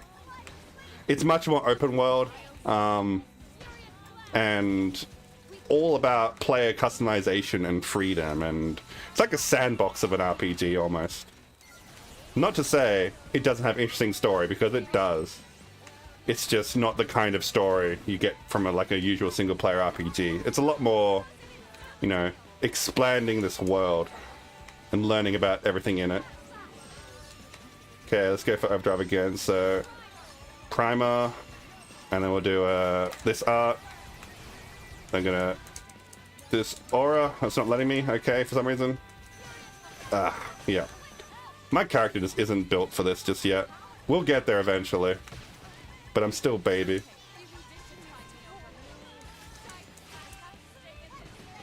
We're taking a lot of hits here. This is getting scary.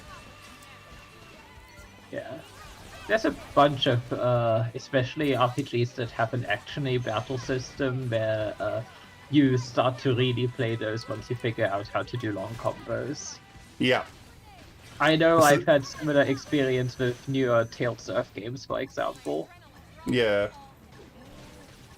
Oh, we're in trouble. Lasers flying everywhere. I can't do a buff art right now, I'm sorry. She's dead. I don't think we can win this. I think we might need to retreat. I'm out of here. Goodbye. I'll be back for you later, fiend. Oh god, the lasers!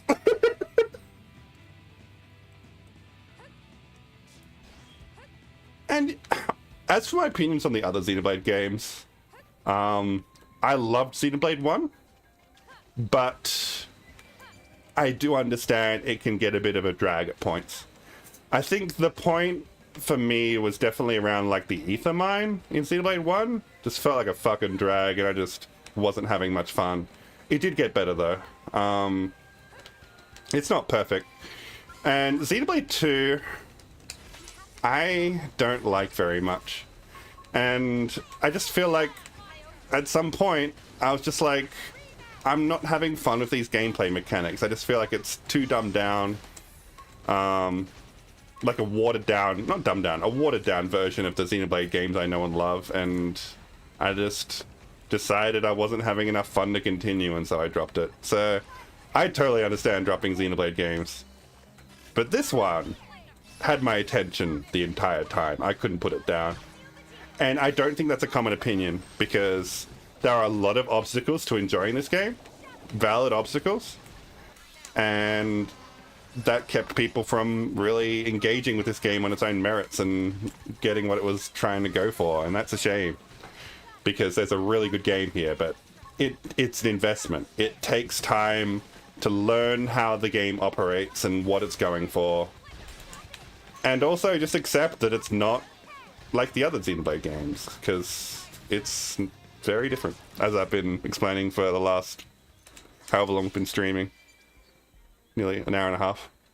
I'm going to lurk for a bit. Have fun with the stream, Sophie. Thank you, Giraffe. Thank you for dropping by. It's been good company. Feel free to lurk. Okie dokie. So that was a quest, so I need to go back to this person. Follow ball. Take me there. Ooh. I reckon I can fight this one. Let's see what you've got. Only one of us is going down. I'm putting an end to this. Fury Light Blast! Sludge Mag. Now crystal. Yeah. You're on top of it now. Lightning Slinger. Yeah. You're on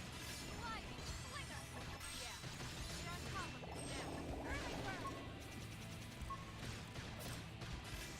But yeah, I could go into more detail about how overdrive works and how the combos work, but it really is very complicated. I think the basic gist of it is, you know, you need arts that can really maximize your TP gain, because if you can accumulate 3000 TP during your overdrive, you can use overdrive again and just completely reset the timer, and that's really important.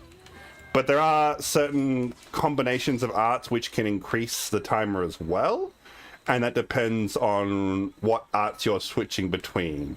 I think the basic idea is you want to switch between buffs and attack arts. So usually like green to yellow to green to orange to green to yellow. I think that's a basic idea, but like different combinations of different colors have different effects as well. And just to restate, the game tells you none of this stuff. You just gotta like figure it out. or like ask other people who have figured it out, as is usually the case. It's really arcane and really weird. It almost reminds me of the original Xenogears combat system, in how like that game had so many like hidden mechanics and stuff that the game never explains to you. So a weird return to form. Yeah, I'm currently also playing a game that requires a lot of either wiki diving or asking people who played the game already. What game's that? Warframe. It also has that problem. Okay, yeah. You know, I think people these days would call that bad game design, and I think of it more as a choice. And it has consequences, like all choices do. But that doesn't mean it's inherently awful. Especially, like, that's what I mean. Like, you take the time to get to understand this game, and it is so rewarding once you really start getting a hang of it, start getting these overdrive chain combos happening. Like, I watched a video last night, which was just, like, going over the basics of overdrive, and it's 18 minutes long. It's just like, jeez.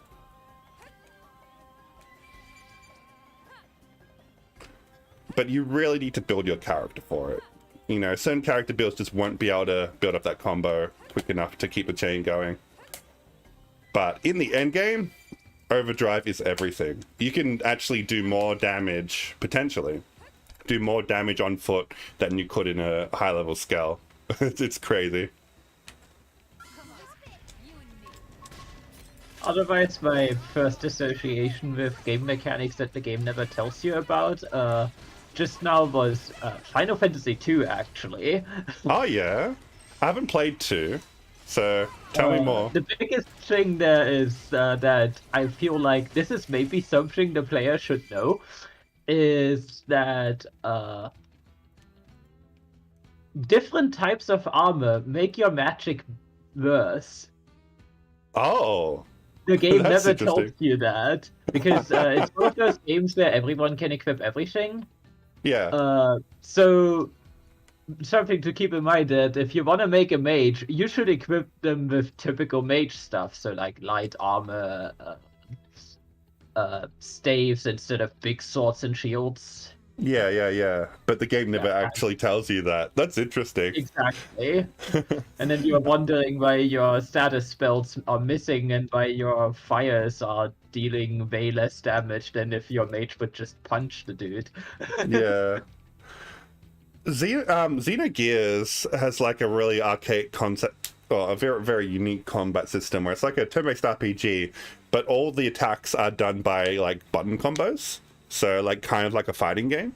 And the game doesn't teach you this, but every button and like combination of buttons you press adds to invisible experience totals.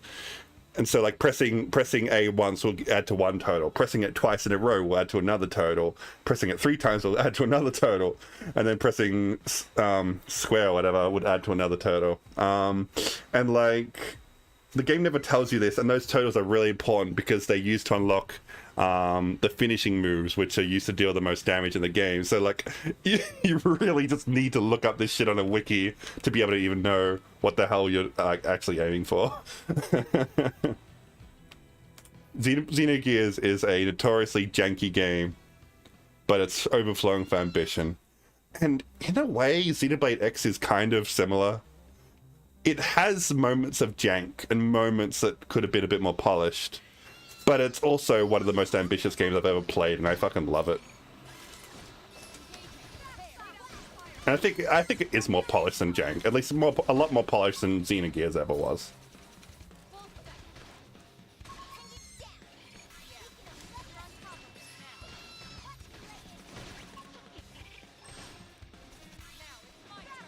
Backslash.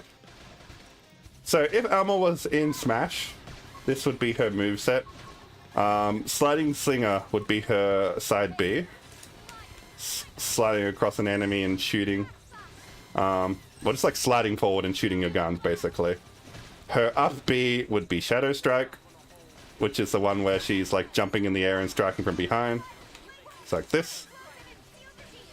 So it kind of works as a recovery. you could probably incorporate overdrive as a mechanic somehow. I'm not entirely sure how, but like maybe something where like you get a temporary buff state where if you keep doing damage combos, you can like start doing more damage. Just got to keep whacking enemies to keep it going. You could have her down B be what was it called? Ghost Factory, which is like a evasion ability which lets her dodge all attacks. And that'd basically be her counter. Kind of like Lucario's counter, I'd imagine. And her normal B, I'm not sure about the normal B yet. But I figured out all her other moves. And maybe her final smash would be like a Skell. Like pulling out a Skell and doing a big super attack with one of those super weapons or something. Maybe like one of the endgame Skells, I don't know. I don't know what's more iconic. Anyway, like, I ended up, like, getting really... Apparently I've got a mission that's this way, so I'm going to follow this ball. See if I can find where this mission is taking me.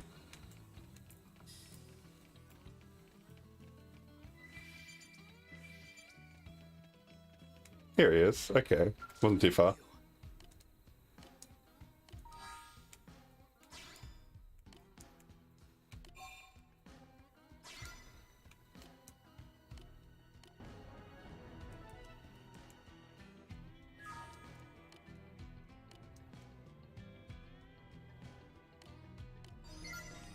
Too bad about the dead guys. Am I right?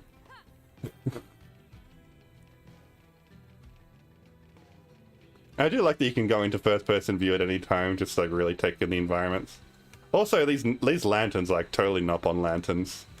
It's just cool. There's lots of cool world-building details in this game that, you know, don't really get pointed out by any characters or any text. They're just kind of there in the background. Like, there's, like, even, like, ruins and archaeology and stuff that has, you know, very little explanation. There might be some, like, side quests that elaborates on why certain things are in certain places, but for the most part, it's just kind of visual storytelling. And I kind of love this thing in video games, especially, like, the Zelda series does a lot of this stuff really well.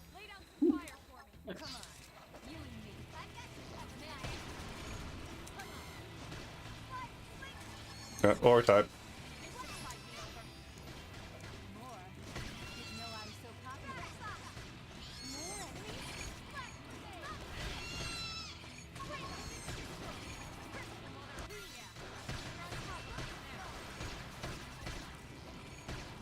Stop farting!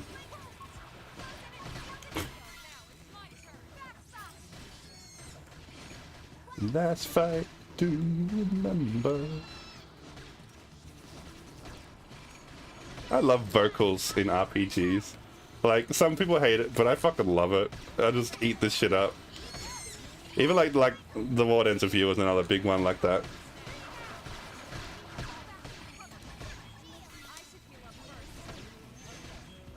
I'm pretty sure, especially of the people that like 13, a lot of people do also like the Sunless Water Escape stream. Yeah. 13 is another good example. Get that counter up. Let's go. Oh, got it up to 50. That's pretty good.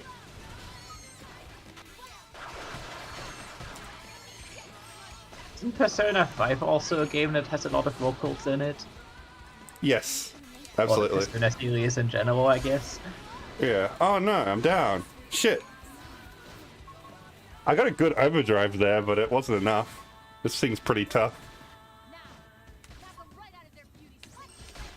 I wonder if they can revive me. Well, it's not looking good. If Lyn can get a little bit more TP up. Actually, I think there is a countdown there that times down if it takes too long to revive. Damn. Alright, how do I get to this cave again? Follow ball, show me the way.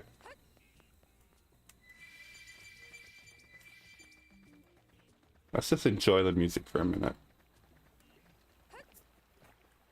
I'm gonna turn it up.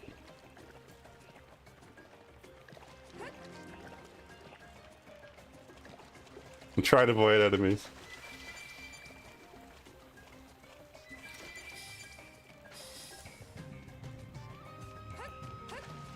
Oh god, the gators. Oh god, the gators. No.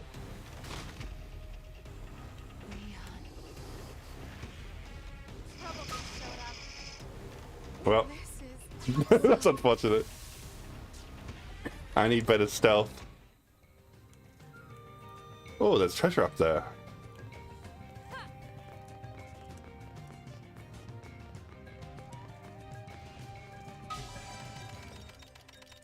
Oh yeah, since we were talking about other open world games earlier, and what's it called? And having stronger enemies in an area with otherwise early game enemies. One thing that I always was pretty proud of and had fun doing on repeated playthroughs of Breath of the Wild is being able to challenge Guardians early on. Yeah. Yeah, Breath of the Wild's great too. Fucking Guardians and Lionels especially, like, really hard. Really hard early game, but you can do it if you're feeling crazy.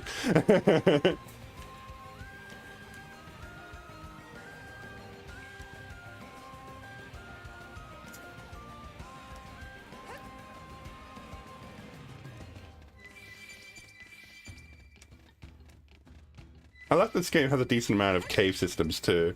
There's a lot of verticality to this world. You know, you're going underground, you're going up into the sky. I hate open worlds which are just flat plains. Like, it's so boring. Like, if you're creating a fantasy or like sci-fi world, go crazy with it. Make crazy landscapes that will be impossible in real life. And that's one thing that Monolith Soft is really good at. How do I get through here? There. Aren't they planning to incorporate the freaking floating islands from Skyward Sword into Breath of the Wild 2? Did they say something like that in the trailer? Yes. From what we've seen of Breath of the Wild 2, yeah, floating islands are going to be a big thing. It might even be like a whole like sky realm. We're not entirely sure how it works yet. Oh, this is pretty cool. The giant alien machine there. Interesting. But yeah, in Skyward Sword, we know there's going to be a lot of floating islands, so they're like really expanding vertically. But there's also seems to be cave networks is something they're adding. There's lots of scenes in the trailer that have like underground areas, and that makes me really excited. And that's even going to be like part of the puzzle solving in an exploration. Is you see in the trailer, Link has an ability which lets him basically zoom upwards and go through vertical walls, like phase through walls. So like the idea, I think, what they're going for is you're going to be in a cave network, and at any time you can press this button and Link will just zoom up vertically to whatever is above him. And that could like make interesting situations where you have to like travel underground to get to specific places in the overworld. I don't know, it's very interesting to think about. We learned some of this information through patents, actually, the Nintendo has released about the game. Lots of information's been creeping out lately, and I'm getting really excited for it.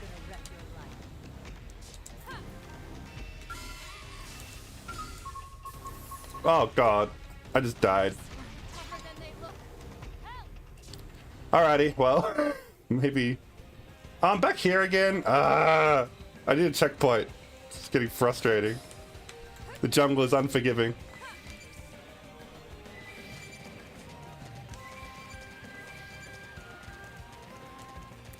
Does this count as a checkpoint? Probably not.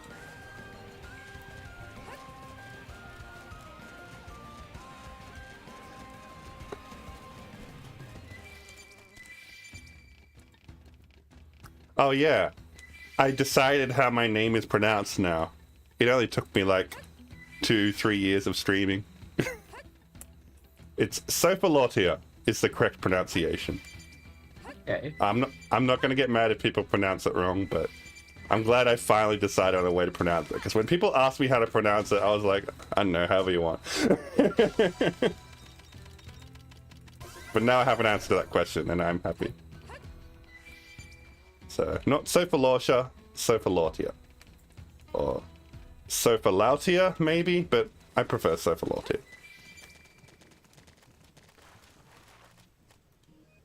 Maybe I should investigate that. I don't know if I can... I don't know if it'll do anything. Probably part of some quest. Is there a way back up? There is. Alright, fuck it. Let's jump down. Whee!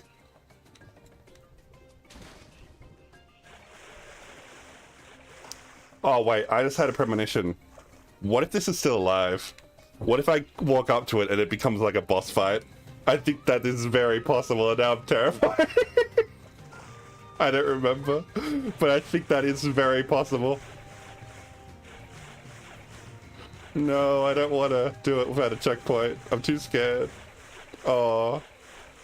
Oh, it's totally going to come to life. It's flashing. That is totally an enemy, isn't it? I'll come back to you.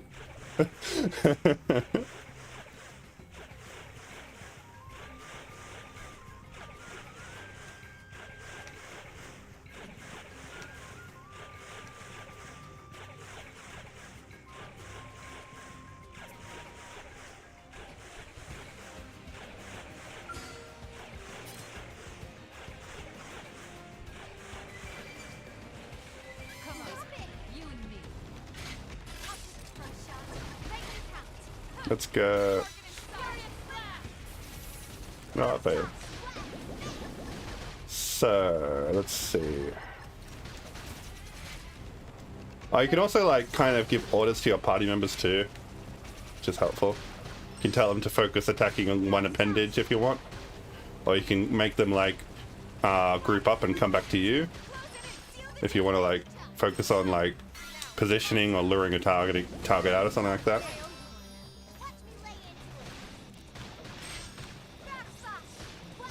You can also tell them to build tension. That's cool. Gives you lots of options that I don't think the first Xenoblade really did much of.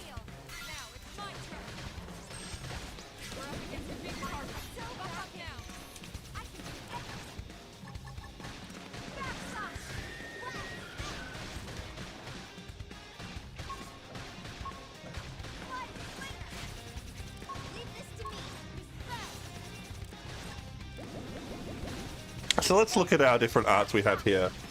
Side slash here does a lot more damage from the side, and because it was on double cooldown, it had ignore resistances. It inflicts fatigue, so if the monster is resistant to fatigue, you just get the green circle to go up all the way, and it'll get through no matter what their resistance is. So that's cool. Violent Streak is a big AoE attack, which will attack everything in sight.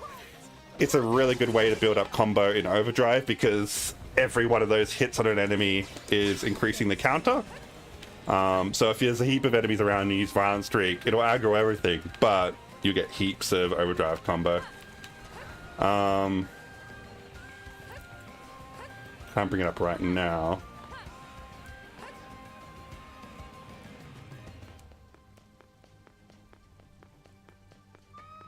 Go that way.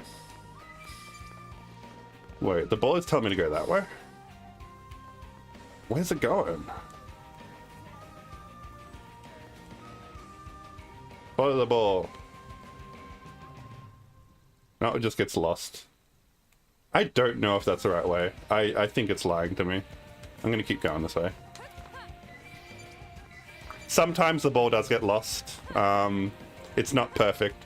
So it's good to take it with a grain of salt. It might just lead you to a dead end sometime.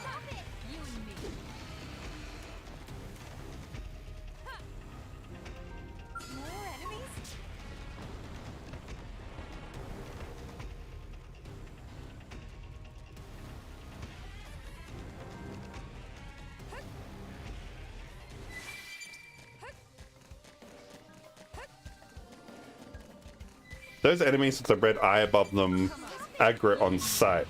Oh, hello. Alright, guess we'll fight this guy now. What if we can do it?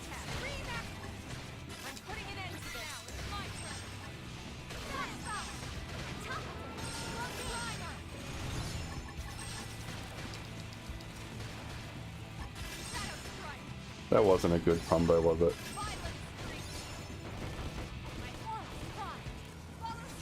Yeah, that was shit.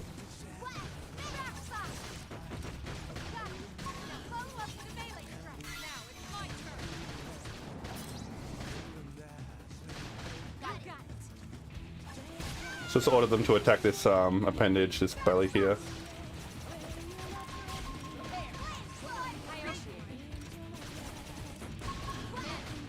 Got it.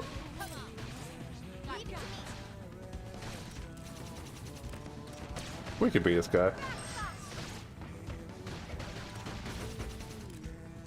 Just murdering the wildlife, you know how it is. But to be fair, he attacked first. That's the excuse I'm using. Oh! Come on, come on, come on, come on! Get back up!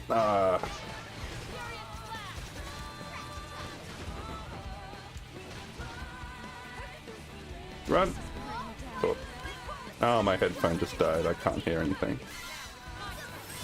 I'm gonna finish this fight in deafened.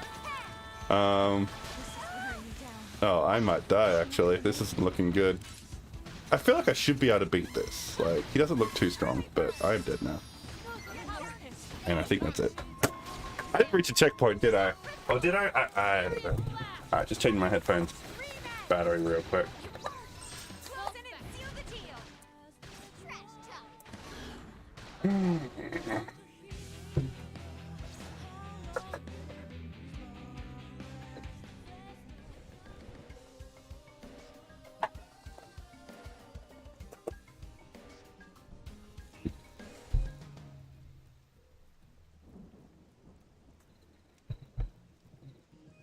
I'm back, and no, we didn't get a checkpoint.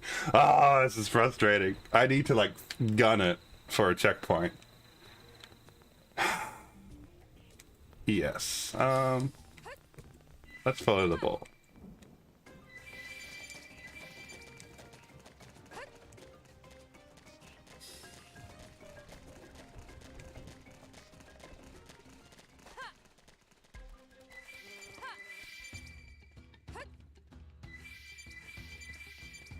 Also, like, the wildlife in this game follows schedules as well. You know, they'll have, like, there'll be different monsters out at different times of day. Some will only come out at night, or some will, you know, go sleep at night. And that's all part of the game too. It's just, they've created a whole, like, freaking ecosystem. It's wild.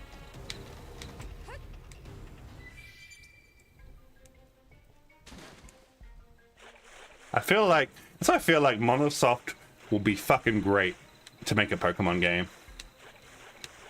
But I don't really want them to, because if they did, then they would only be allowed to make Pokemon games, and we can't have that.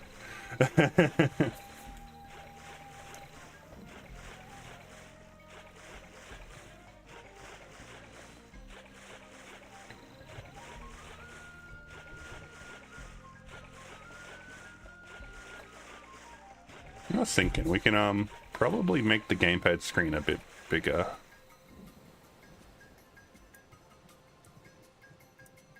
Something like that.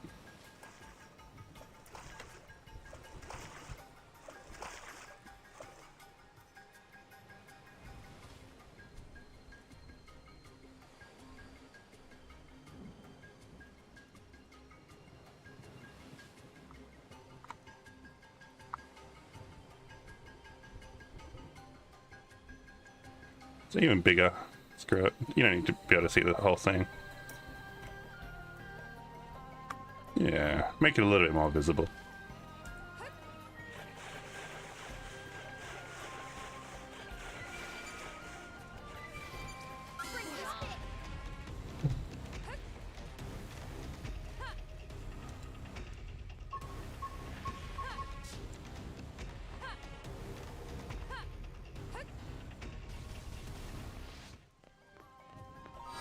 Yeah, there is that one ability that Alma has. Where is it?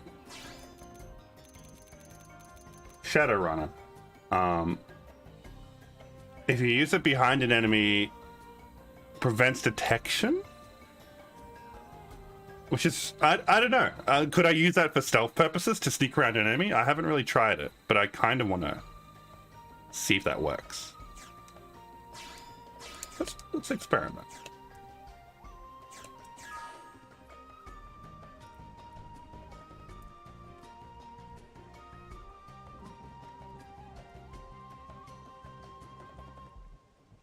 Like how this is looking.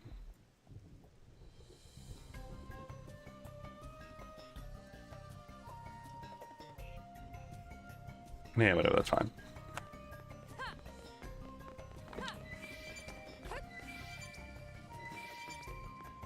You still there, Alan?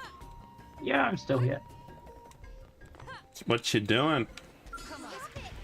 Oh, oh my god. Yeah, it's just a miniature one. I can fight this.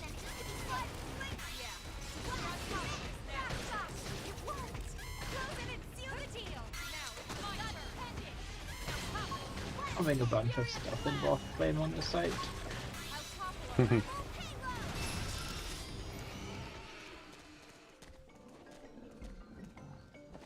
I didn't just kill your child or anything. Don't worry about it. Wait, probe. Probe. That's what I want. Let's go. Oh, we gotta kill those things. Oh, that's a lot of enemies. Alright, let's do it.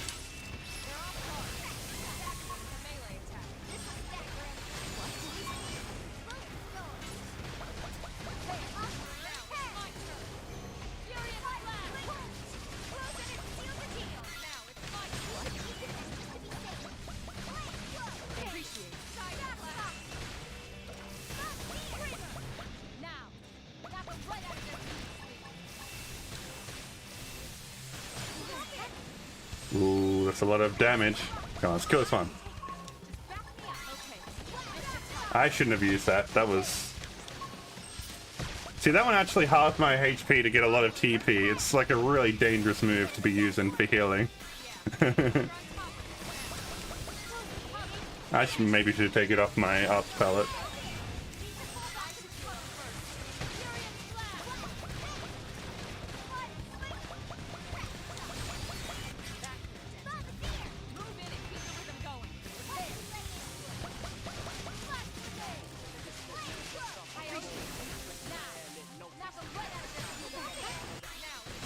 Got it.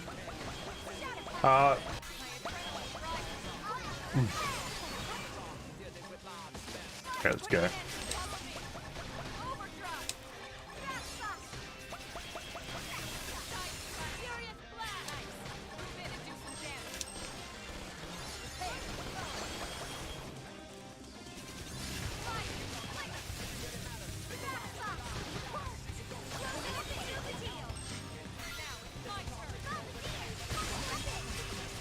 Level it up. Nice.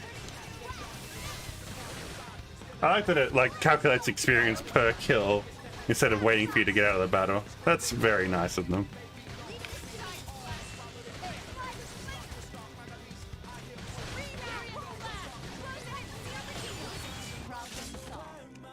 Beat him. Also, oh, install data probe. What was that? Yay! Finally. Woohoo! We did it. Good at checkpoint. Now I'm gonna quickly go into my data probe thing and set up some probes. So it looks like this is actually connected to Primordia, interestingly. What probes do I have? I've got 3 research probes. What are we?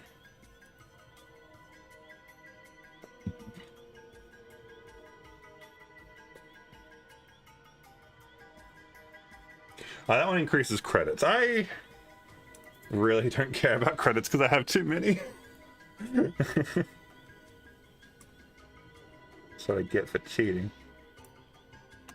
So I'm gonna make another storage probe here.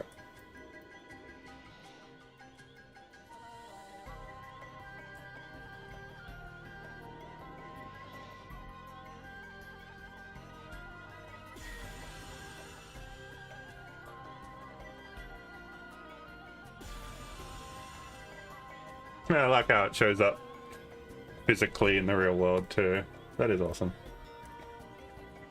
Oops, can't press that button. There we go. I was gonna do something. I was gonna check if I've picked up any gear on the way from fighting all these enemies. No, we'll do armor first.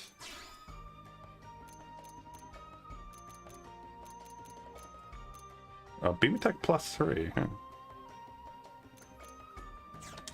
I think I like the crush gain TP already.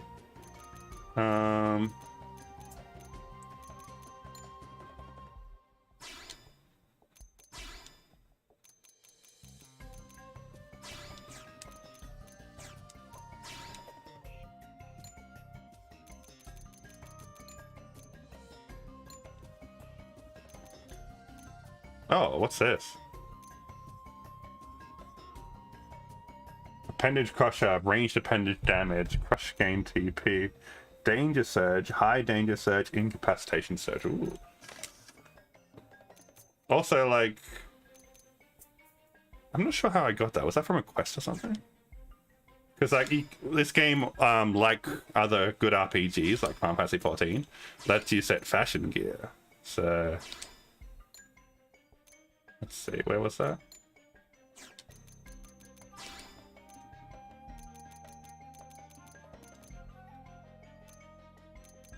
Hold on, can I not set the shirt as fashion gear? Hold on.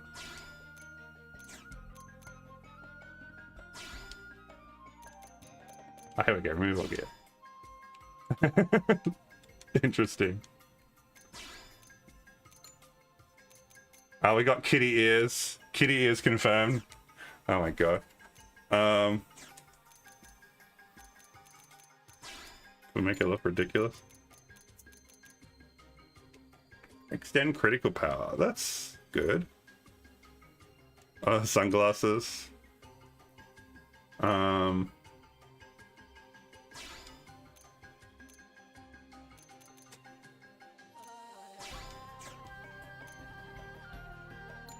So I haven't been using augments. I really should. What do I want? Ether sub appendage crusher.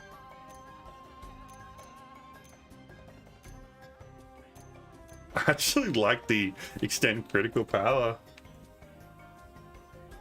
Nah, we'll stick with survival goggles for now.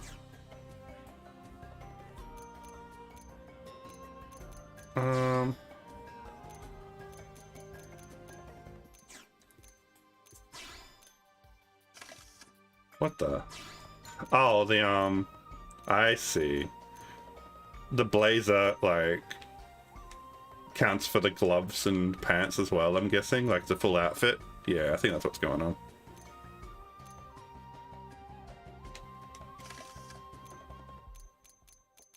Yeah, looks like it.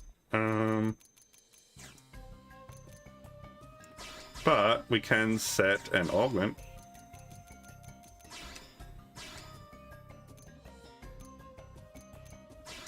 Yeah, let's increase max HP. We'll keep dying a bit. Increase potential. Let's go. Now, do we want it looking like this, or do we want to wearing a normal outfit?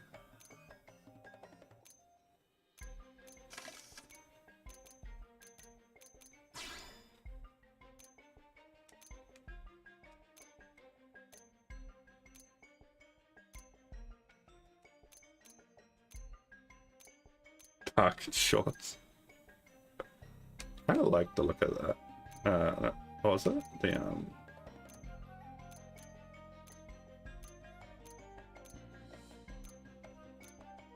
it would go for like Alma's normal like that. Let's ban that person.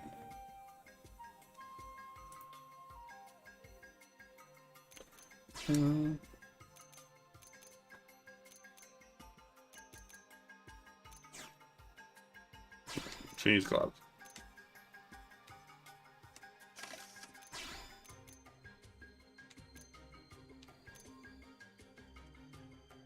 Do we go asymmetrical? Because you can in this game. Well, that looks like Eva Unit 1. That's pretty cool. Why the fuck not? That is a cool helmet, though.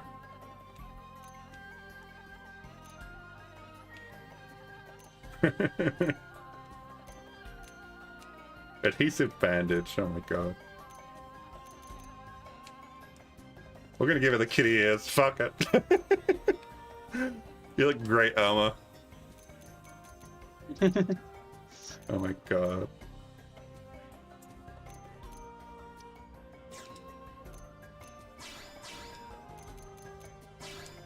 I also just do this. No, I don't know how to do that.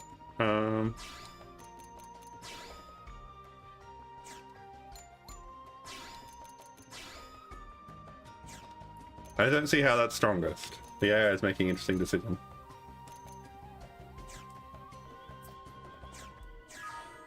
Yeah, we haven't saved in a while, so let's do that. Oh yeah, let's check the Collectopedia too. This is... oh, my mark's a bit far. This is another feature that comes back from the first Xenoblade game. And you can get battle points to unlock more arts and skills by completing these.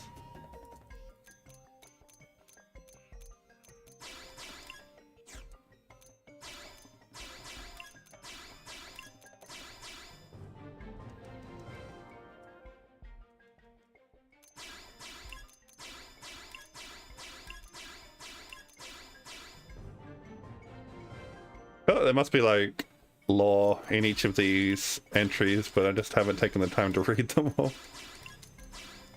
Random bugs and fauna and flora and artifacts.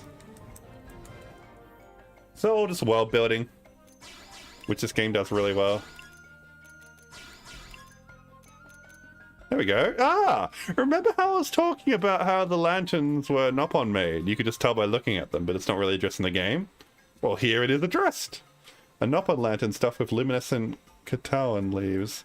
Harvesting leaves for this lamp is a labor of love for the Beni Noppon, who still revere its gentle glow. Well, there you go. It was explained somewhere. Oh, there's achievements. I, like, completely forgot about this. This is pretty easy to ignore, but yeah. I guess a lot of them are invisible, which kind of sucks. You don't really know what they are. But there is a lot of them. Enemy index for looking up different enemies, seeing what they drop.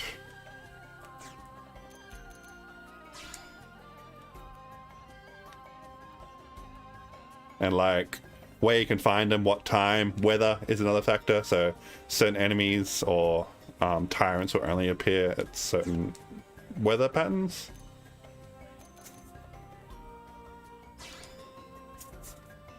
Yeah, fought a lot of these guys, so that entry's complete. It's up by a level and stuff.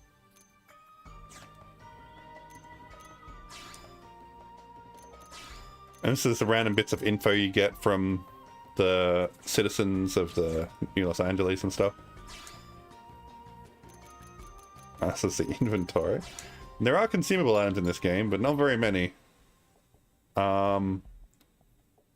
Can't remember. I think there's one for like restoring fuel for your skull or something like that. I think actually there might be an item that increases your TP.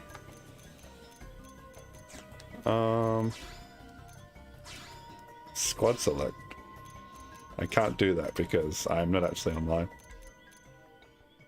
Oh yeah, right. I have like a special code that makes it so the e-manual just brings me to a menu where I can change the time, which is quite convenient. Because usually in the base game you would need to go to a place where you can sleep. Like there's like outposts around the area where you can just click there and go rest. Otherwise you gotta wait. So it's nice having that feature there for a little bit of quality of life.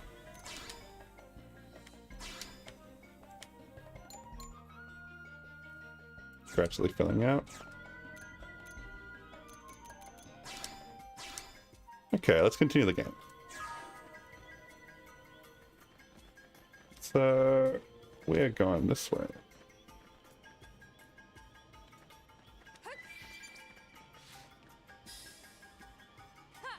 Paul is telling us to go this way, so we will follow.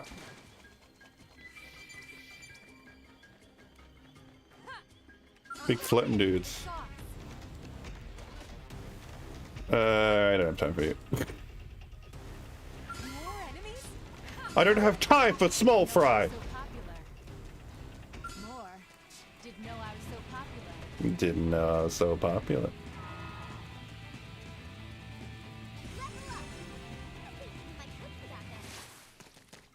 Really? Here's one of these outposts I was talking about where you can change the time. That's right. This way? No, this way? Where are we going? Okay.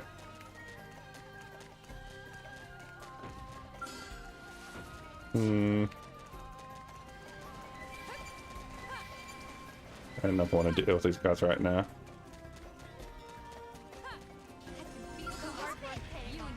Yeah, I can't avoid this guy.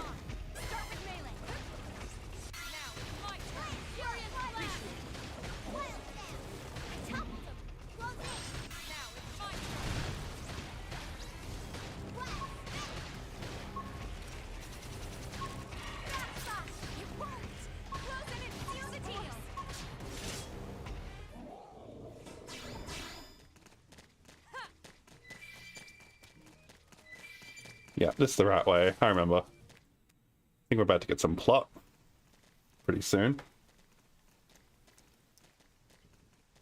Friends, hold up. Something coming ahead. Oh, this guy.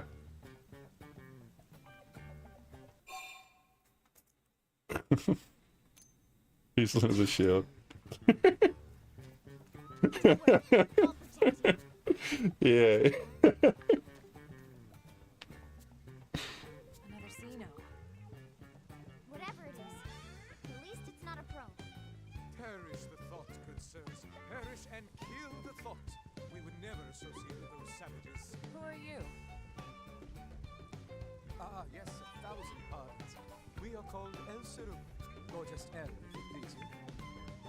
Like the proud no-pawn among you, we have inhabited this planet since times of antiquity.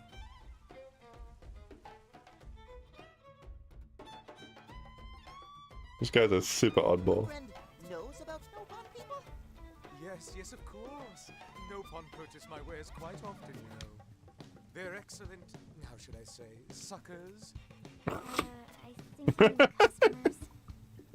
So, Mr. L, you've lived here a long time? Just L, and yes, such a nice, quiet world.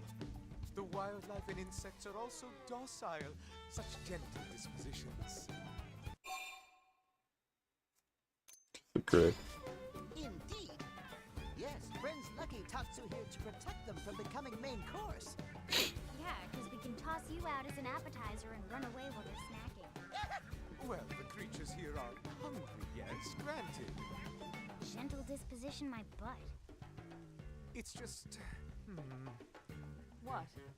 Well, who can blame them with all the commotion here as of late? Not that we're pointing our fingers at you, mind. Also, there's a weird quirk of this game where like the music doesn't loop properly. So I actually downloaded a mod to make the music loop properly. Ruined our once peaceful life here. Ruined. It's like one of the only mods out there, How should we say? apart from like the graphics pack. Close enough.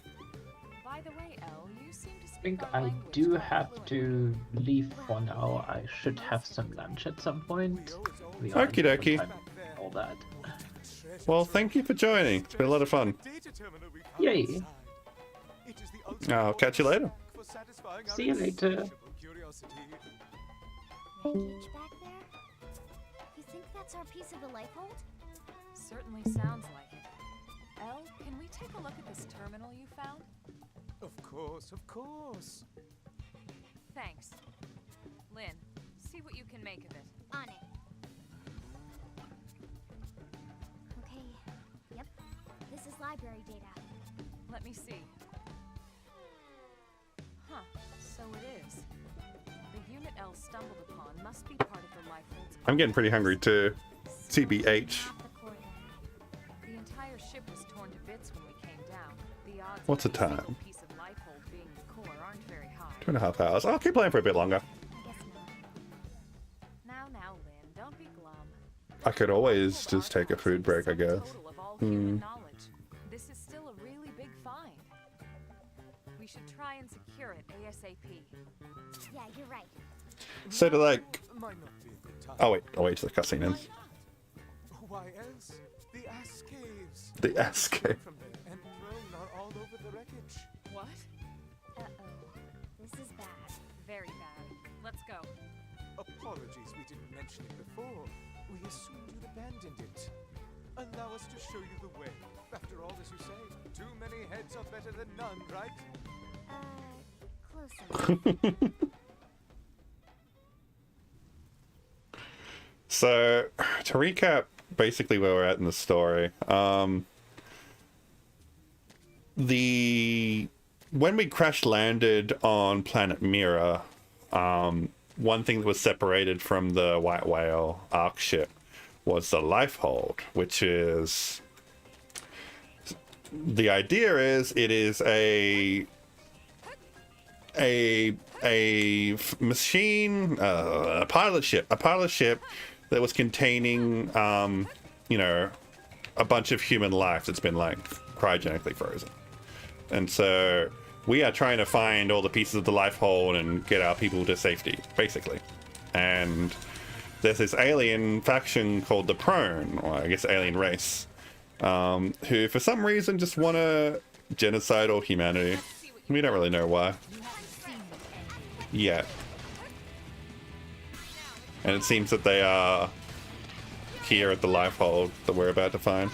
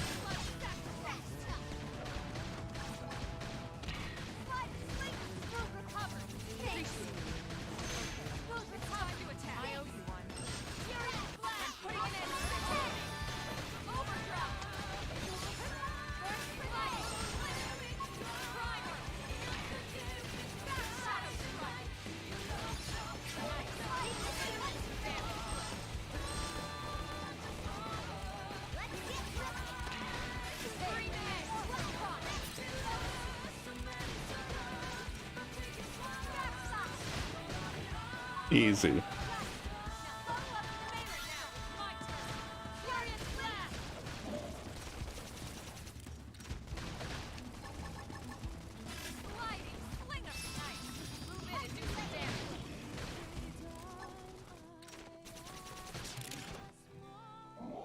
Easy.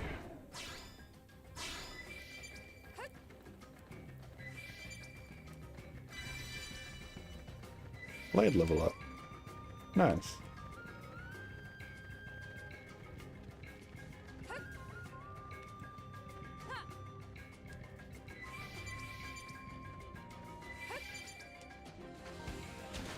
There's that Lifehold on fire.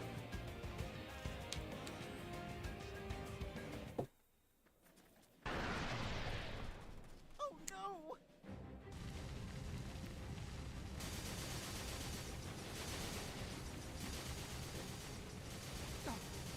We're afraid of this.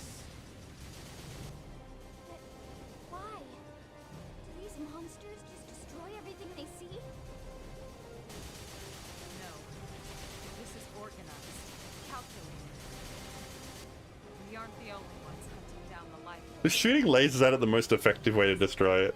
All Earth aliens Shouldn't you use like big explosives or something? to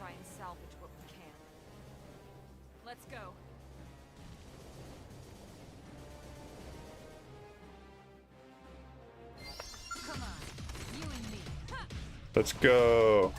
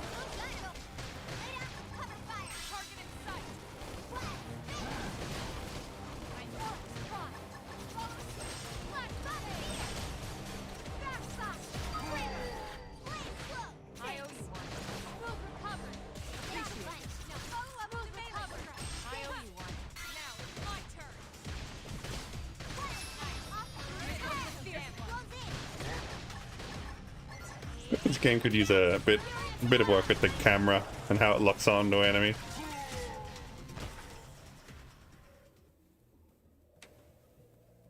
Like the auto-locking camera.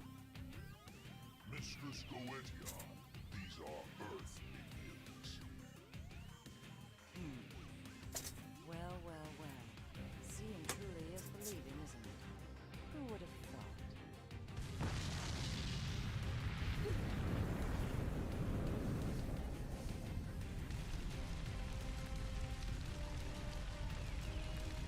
Love the designs. So fucking cool.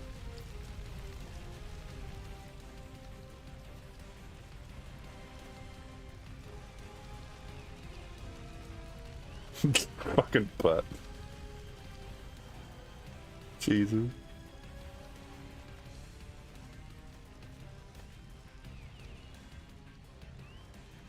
Oh no, the alien is too sexy. What are we gonna do?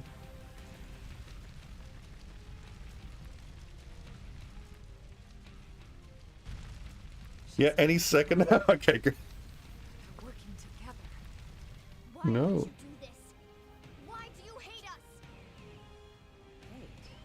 Human extinction is duty. Our duty is gangrene. Gangrene. So that's what you call yourselves? Indeed. Humanity is a blight, a great cancer festering on the cosmos. Our job is to eradicate it. Humanity is here in peace. What gives you the right to destroy the life form? Is that what you call it? So primitive. Your language, your technology, and yet so dangerous. You must be purged. This is our calling as gangrene. The cause of the righteous.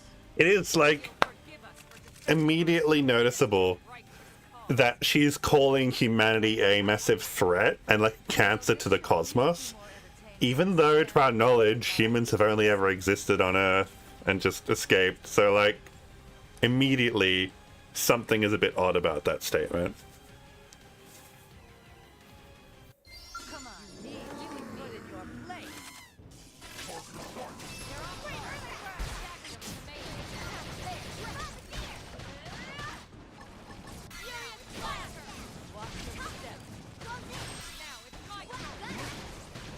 We should probably focus on one of the other enemies first, actually.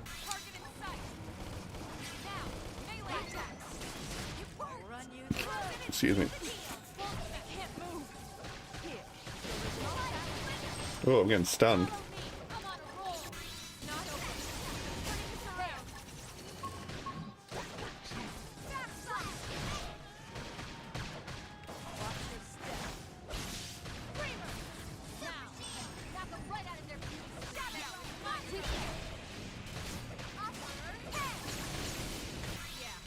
Miss. I'm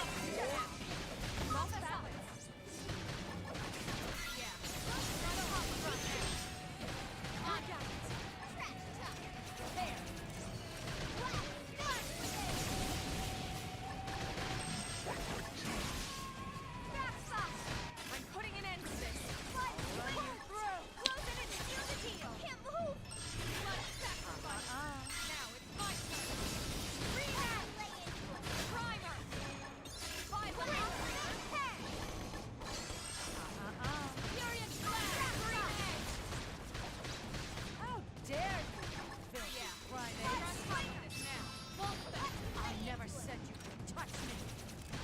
Uh-oh.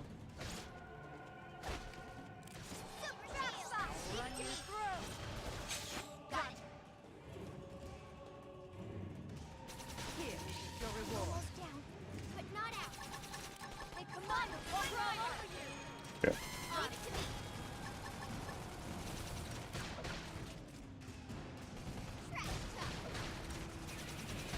Almost down, but not out. My adrenaline's rising. Now cripple her. Putting it in. Consider this an official discharge.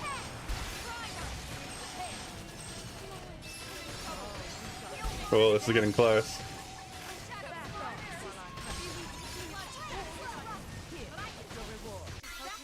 This should tide me over. Run you through. Follow me. Overdrive. Hit harder. Lighting. Flicker. Primer. Shadow strike. Watch your step. Oh, I'm missing these. They're too fast. My adrenaline's rising. Oh, this is getting hairy. Lighting. Here. It's your reward. Yeah, let's heal one of our friends. Swing around. Yeah. You're on top of this now. Static. Cancerous worms. I'll run you through. I'm not fucking out yet. This is tough. I should heal up first. Close in. Huh. Now it's my turn. Got him. Nice. Move in and do some damage. Want another jolt? Watch your step. Repair. There. Appreciate it. Consider this an official discharge. It's tough. Touch me up. Oh. A little bit more. Yeah, let's go. That was tough.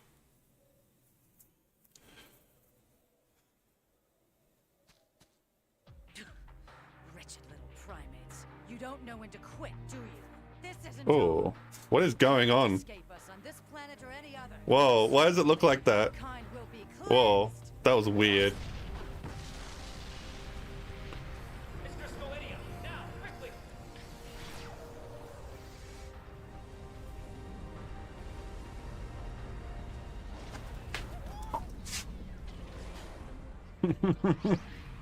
Oh, with the cat ears, oh my god. That Mac. Could it be? Could it be? Wait, is it? A Never. well-fought victory indeed. Such a shame it cannot bring back that which was lost to you. But this is spilled milk over the dam now. I just don't get it. What do they have against humans? I'm not sure how they wound up on Mira, but you saw the Mac. That is definitely them. Who? The aliens that destroyed Earth. The Ganglion were among them. What? It wasn't just them, of course. They were definitely one of the forces involved in that battle. I'm absolutely positive now. That Skell-like mech we just saw? Check it against the NLA records and I'm pretty sure it'll come back with a perfect match. Hmm. Anyway, we really appreciate all your help here, Elle. But we need to be heading back now. Not at all. We only wish we could have done more. I wish we could compensate you somehow. But honestly, there's nothing left for us to give. Compensate, you say? How about allowing us to accompany you back to your city? You want to come back? One thing Xenoblade 2 had on the other Xenoblades is the cutscenes are fucking great. I would love to see that level of quality in the cutscenes for a new Xenoblade X game. Because like I'm looking at this and like it's just characters talking. It's like no facial expressions. I know there are like cutscenes that look a bit better than this, but still. Yeah, they're not like the Ganglion after all. We want to live in harmony with all the other species here. Then it's settled. Excellent. Let's be off. The early worms for the birds.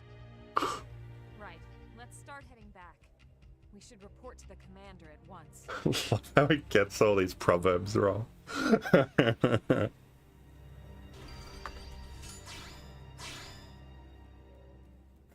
Okay, so we're going back to NLA now.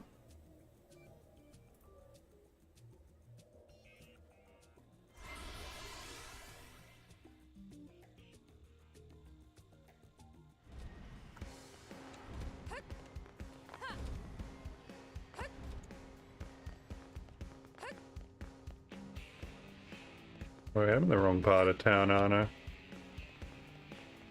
Dull.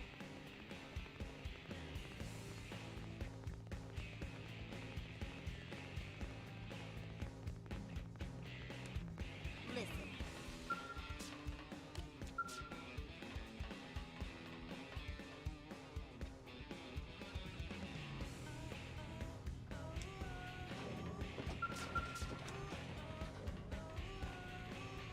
No, we left the others behind.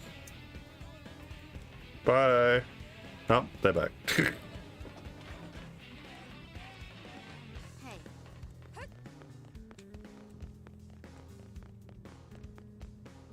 Let's try to do it. Level 4. Is this the place I meant to go? Yeah.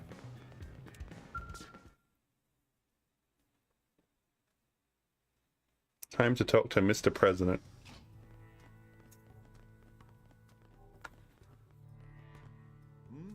Either you picked up another Xeno, or someone's been holding their breath too long. Jeez. This is Elle. We met in Noctilin. We are El Sirif, if it please you. This planet has been our home since days of yore. Oh, long-time resident? That's why we brought him back. His knowledge could prove invaluable. I'd like to request permission for him to stay in New LA. We can't allow just anyone to waltz into our city on a whim. How much do we know about him? I know enough. Enough to say that we can trust him. All Mirren natives are good, honest folk. Yes, Tatsu, yes. Anyway, Elma, you do seem quite sure of yourself. All right, I'll share the responsibility. He can stay. If that's acceptable, Mr. Director General? If you're both certain, so be it. Many thanks, good sirs. Truly, we are walking on the 9th cloud of 7th heaven.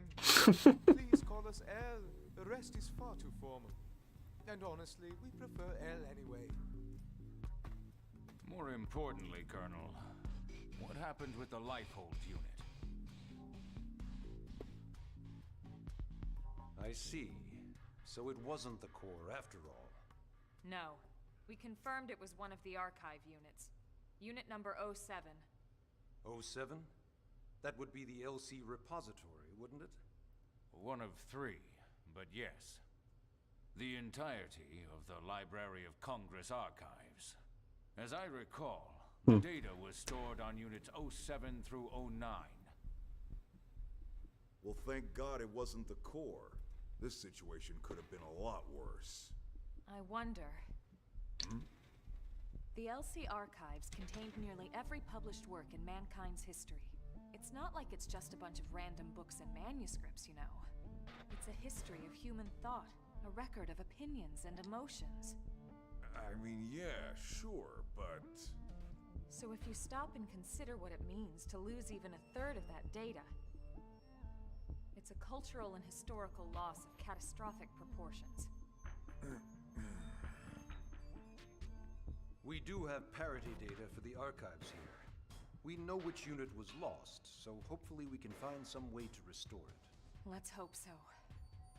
Moving on. These ganglion.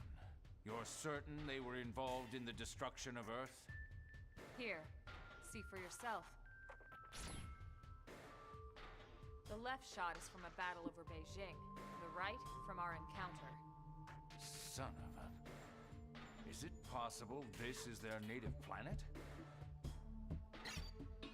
Tatsu told us they aren't from here, and El confirmed it. They're recent arrivals. Very recent. So, either it's one hell of a coincidence, or they followed us. Considering they appear to be systematically targeting the Lifehold, I'd say that leaves no question they followed us here. Could they possibly know the purpose of the Lifehold? Maybe the whole reason we haven't found the core yet is because those scumbags already trashed it. If so, none of us would be here talking in the first place, would we? You got a point there. This information doesn't leave this room, but we've had several recent Pathfinder reports of Xeno sightings and contact. They may or may not be gangland, but regardless, I propose we double down on our defenses going forward. That'll be all, Elma. Please continue hunting for any signs of the Lifehold. Yes, sir. Remember, the clock is always ticking. We have to find that unit before it's too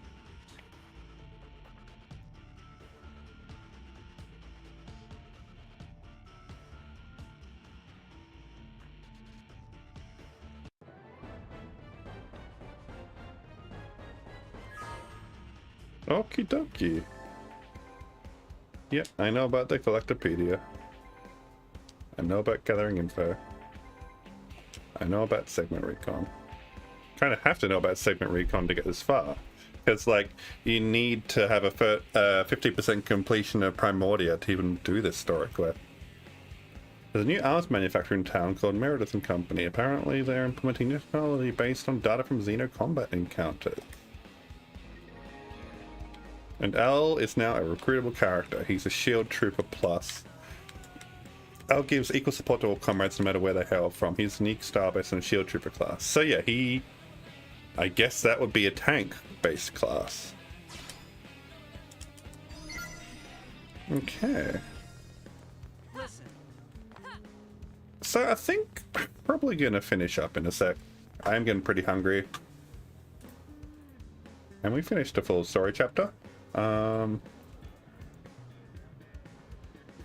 We got on the gamepad screen. We got some affinity quests I'm seeing light up.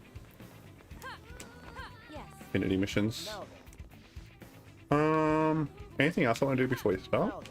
Yes. Let's have a look at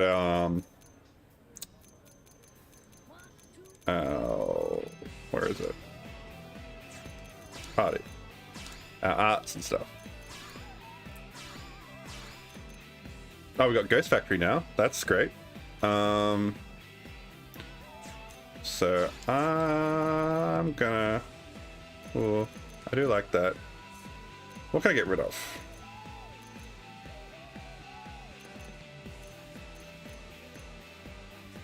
Might get rid of Blood Sacrifice for now. I really like Ghost Factory. Executioner. 100 shells.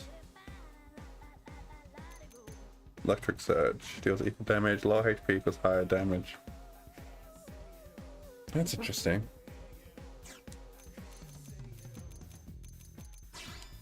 I'm gonna try it. It seems to be an AoE attack too.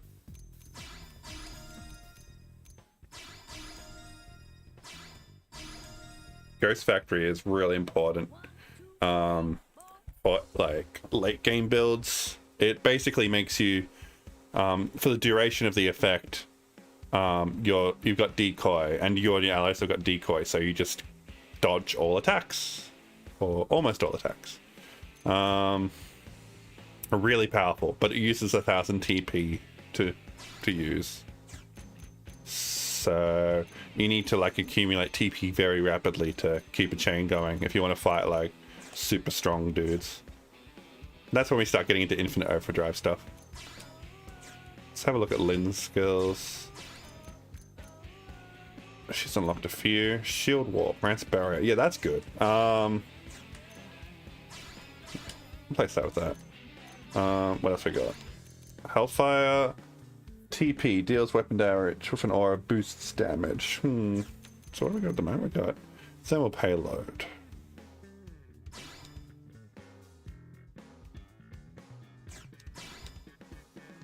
Not sure which is better.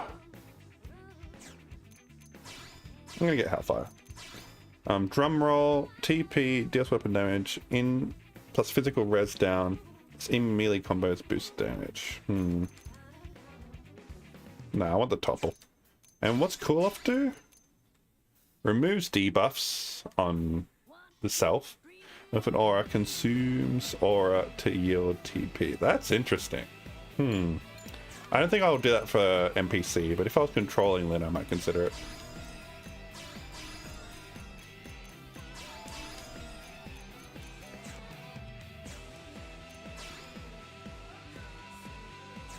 Wait, level 10 commander, can Sophie change class now? Ooh, I can. So I'm gonna go Winged Viper, which is dual guns and dual swords.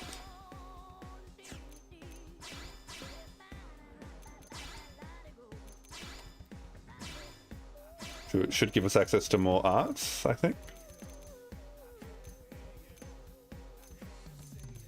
They always have Shadowrunner. Yeah, whatever.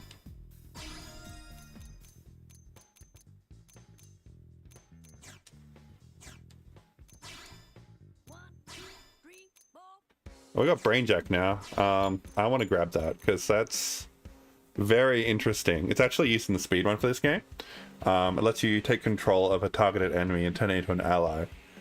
So, with a bit of tricky manipulation, it's possible to take control of a high-level enemy and just kill it for massive experience early in the game. So it's like really favorable in the speedrun of Xenoblade X. I want to experiment with it a bit more, so I think I will.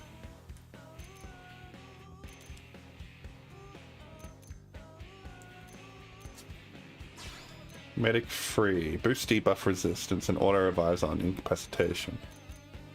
That's pretty good.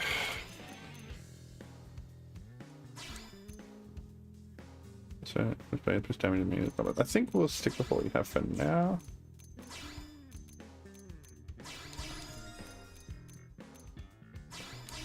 A smooth recovery is good too.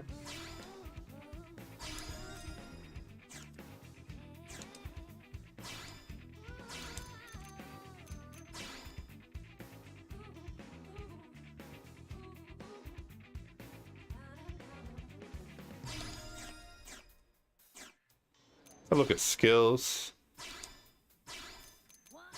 Unlock a new skill slot. So, what's mortal enemy? Boost damage to humanoid enemies by 30%.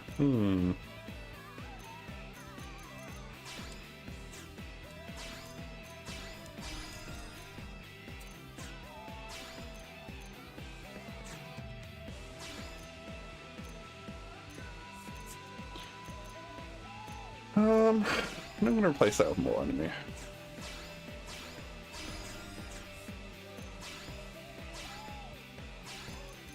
I've got long topple, extends topple effects by 1 second. That's good. Ooh, that's good too.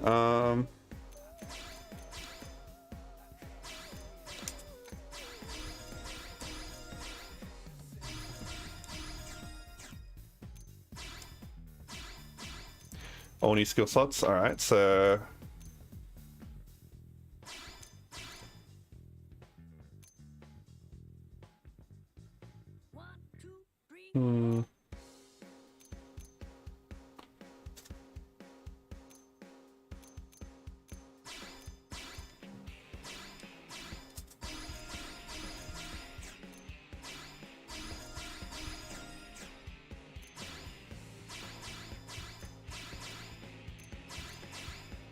Feather Touch grants 80% of not waking a sleeping enemy when attacking with an art. That's pretty good. Boost potential, yeah, we want that.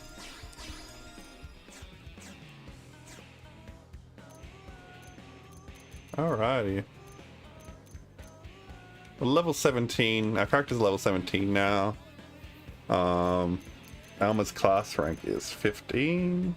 Play level 3. Is that when we can talk to what's her face at the mission board? Let's have a look.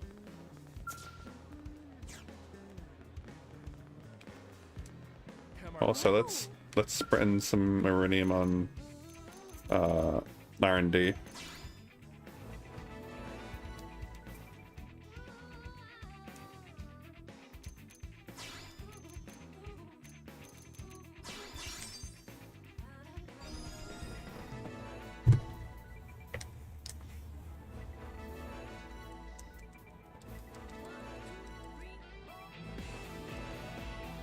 Beam sword.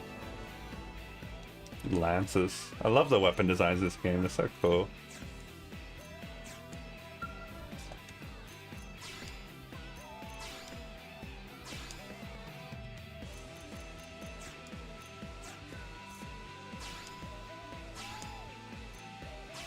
I want some max TP up. Oh, I can make one.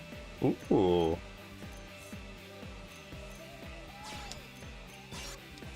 Can make a couple.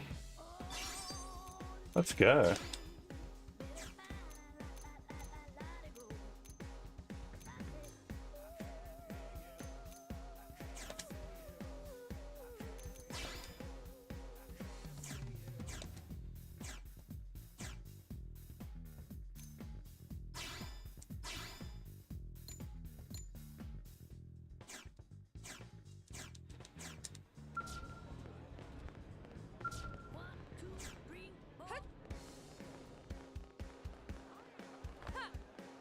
It doesn't look like there's anything here yet. But here's a mission board where you can accept more random missions that don't usually add much to the story, but some of them can. But mostly this is just an easy way to get gear and money and blade points.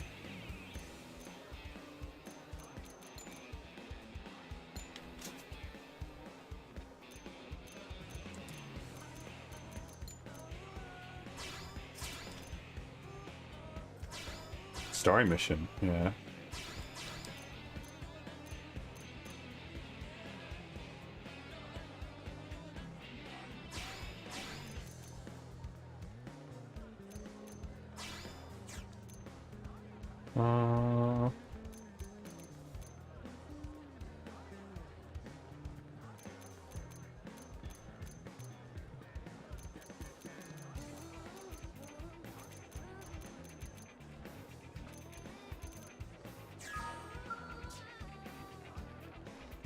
Okie dokie. I think we might be finishing up now. Really? Let's head to the barracks real quick. I want to see what the requirements for the new story chapter are. Right, these. Can't do that one yet.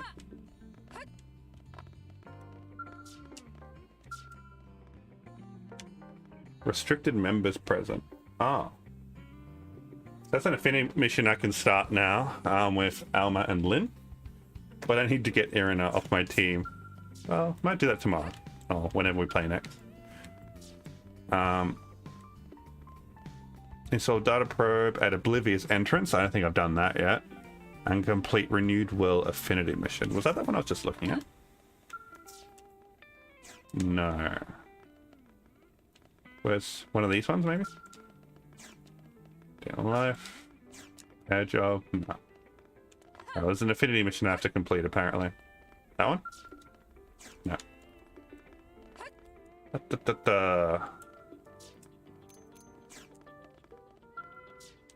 can also like customize the look of your barracks if you want.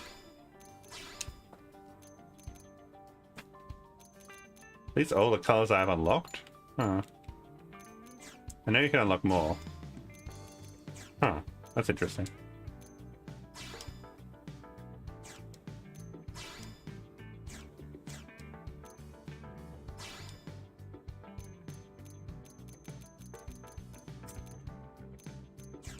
Guess I'll keep that as that.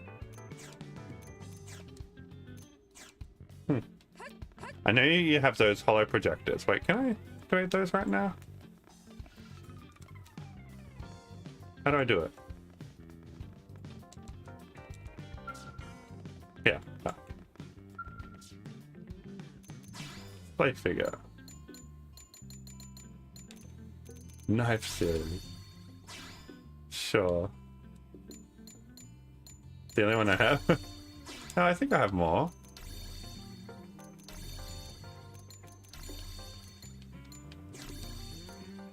Random figure. Yeah. Look at that dude. And then they're just like collectibles you can get through playing the game and doing achievements and stuff. I think it's achievement. And also, if you go down here, this would be where you do like all your online play stuff. So you can find squad missions. The Final Menace is like a super boss battle.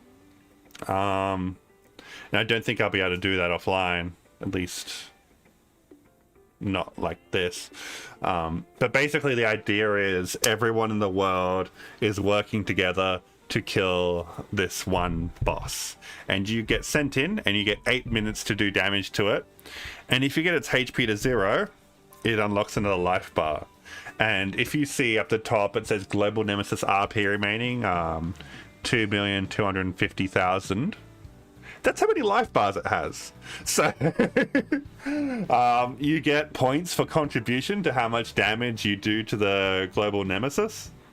And eventually, if everyone works together and manages to beat it, everyone gets rewarded. It's a really weird idea, but it's really charming. I like it a lot. So, like, if you are bored, you can just, like, grind together. Like, you will actually join a party with other players and work together to fight this thing. Like, 3 other players. It's really cool. I'd love to see more games do something like that. There's time attack missions, which, I don't know if that's single player or not. I think these are the online missions, right? You basically join an instance and there's 3 other players and you work together to do stuff. And doing online content gets you reward tickets, which you can use to spend on basically any, like, drop in the game. If you have enough tickets. So it's a good incentive to do stuff online, because it can really make your grind a lot easier. Yeah. Anyway, I think that'll be it for today. Do I have my social buttons here? I can't use greetings at the moment. There's like emotes and stuff. I can't remember how to do them. But yeah, let's switch over to that. So yeah, I hope you guys enjoyed this little tour of Xenoblade Chronicles X, or Xenoblade Cross. It is one of my favorite games of all time, and I feel like a lot of people didn't really give it a fair shake when it came out. And I'm really hoping that Nintendo and Microsoft come back to this at some point, whether that be in the form of releasing a port or releasing a sequel, which, you know, I'm really waiting for. I'd love to see it. And yeah, just for people going back to the Wii U, this is one of the reasons to still own a Wii U and still buy one. But in my personal recommendation, I would strongly encourage people to try emulating this game, because it pops on emulation. Obviously, like, support the creators, support Microsoft, and if this game ever does get a re-release, please do support it. We need to show that there is a lot of interest and demand for games like this.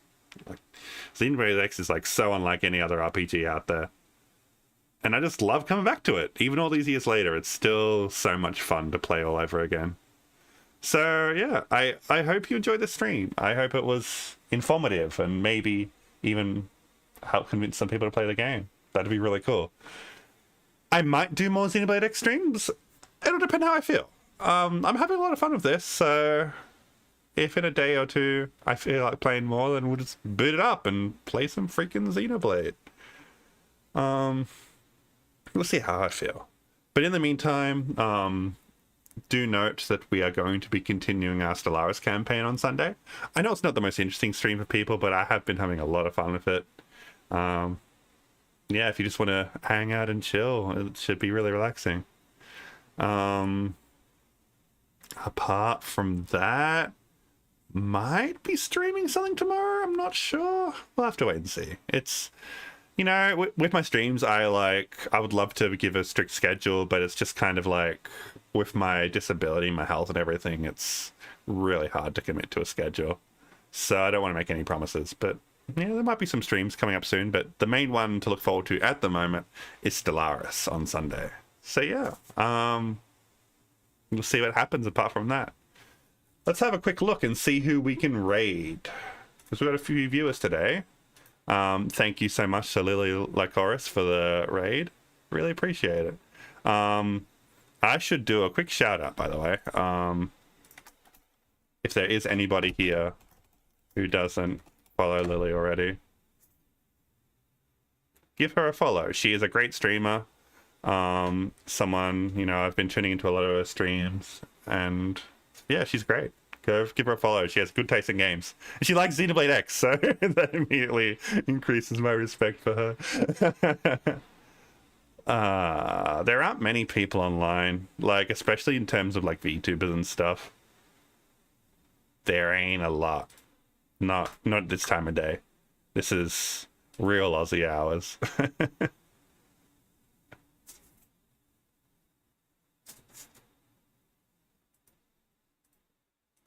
Let me see. Is there anybody?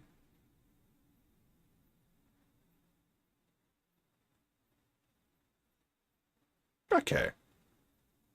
Let's raid Banshee Boo.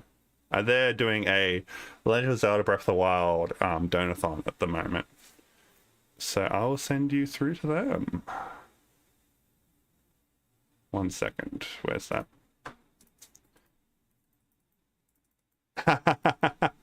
Wait. Who is Lily hosting at the moment? Ooh. So I have a few friends that are named Lily, VTuber friends. It's quite funny. Wait, they're hosting me. Oh, you got me. I was hoping. Well, I appreciate that. I was hoping that I'd have some recommendation of who to raid, but we'll send you through to Banshee Boo. I don't know them super well, but they seem fine enough. Banshee Boo. Did I spell that right? Follower or subscriber only chat. Whatever, it'll do. All right, well, thank you very much for joining, everybody, and I'll see you soon for more streams in the future. Bye bye for now. The end.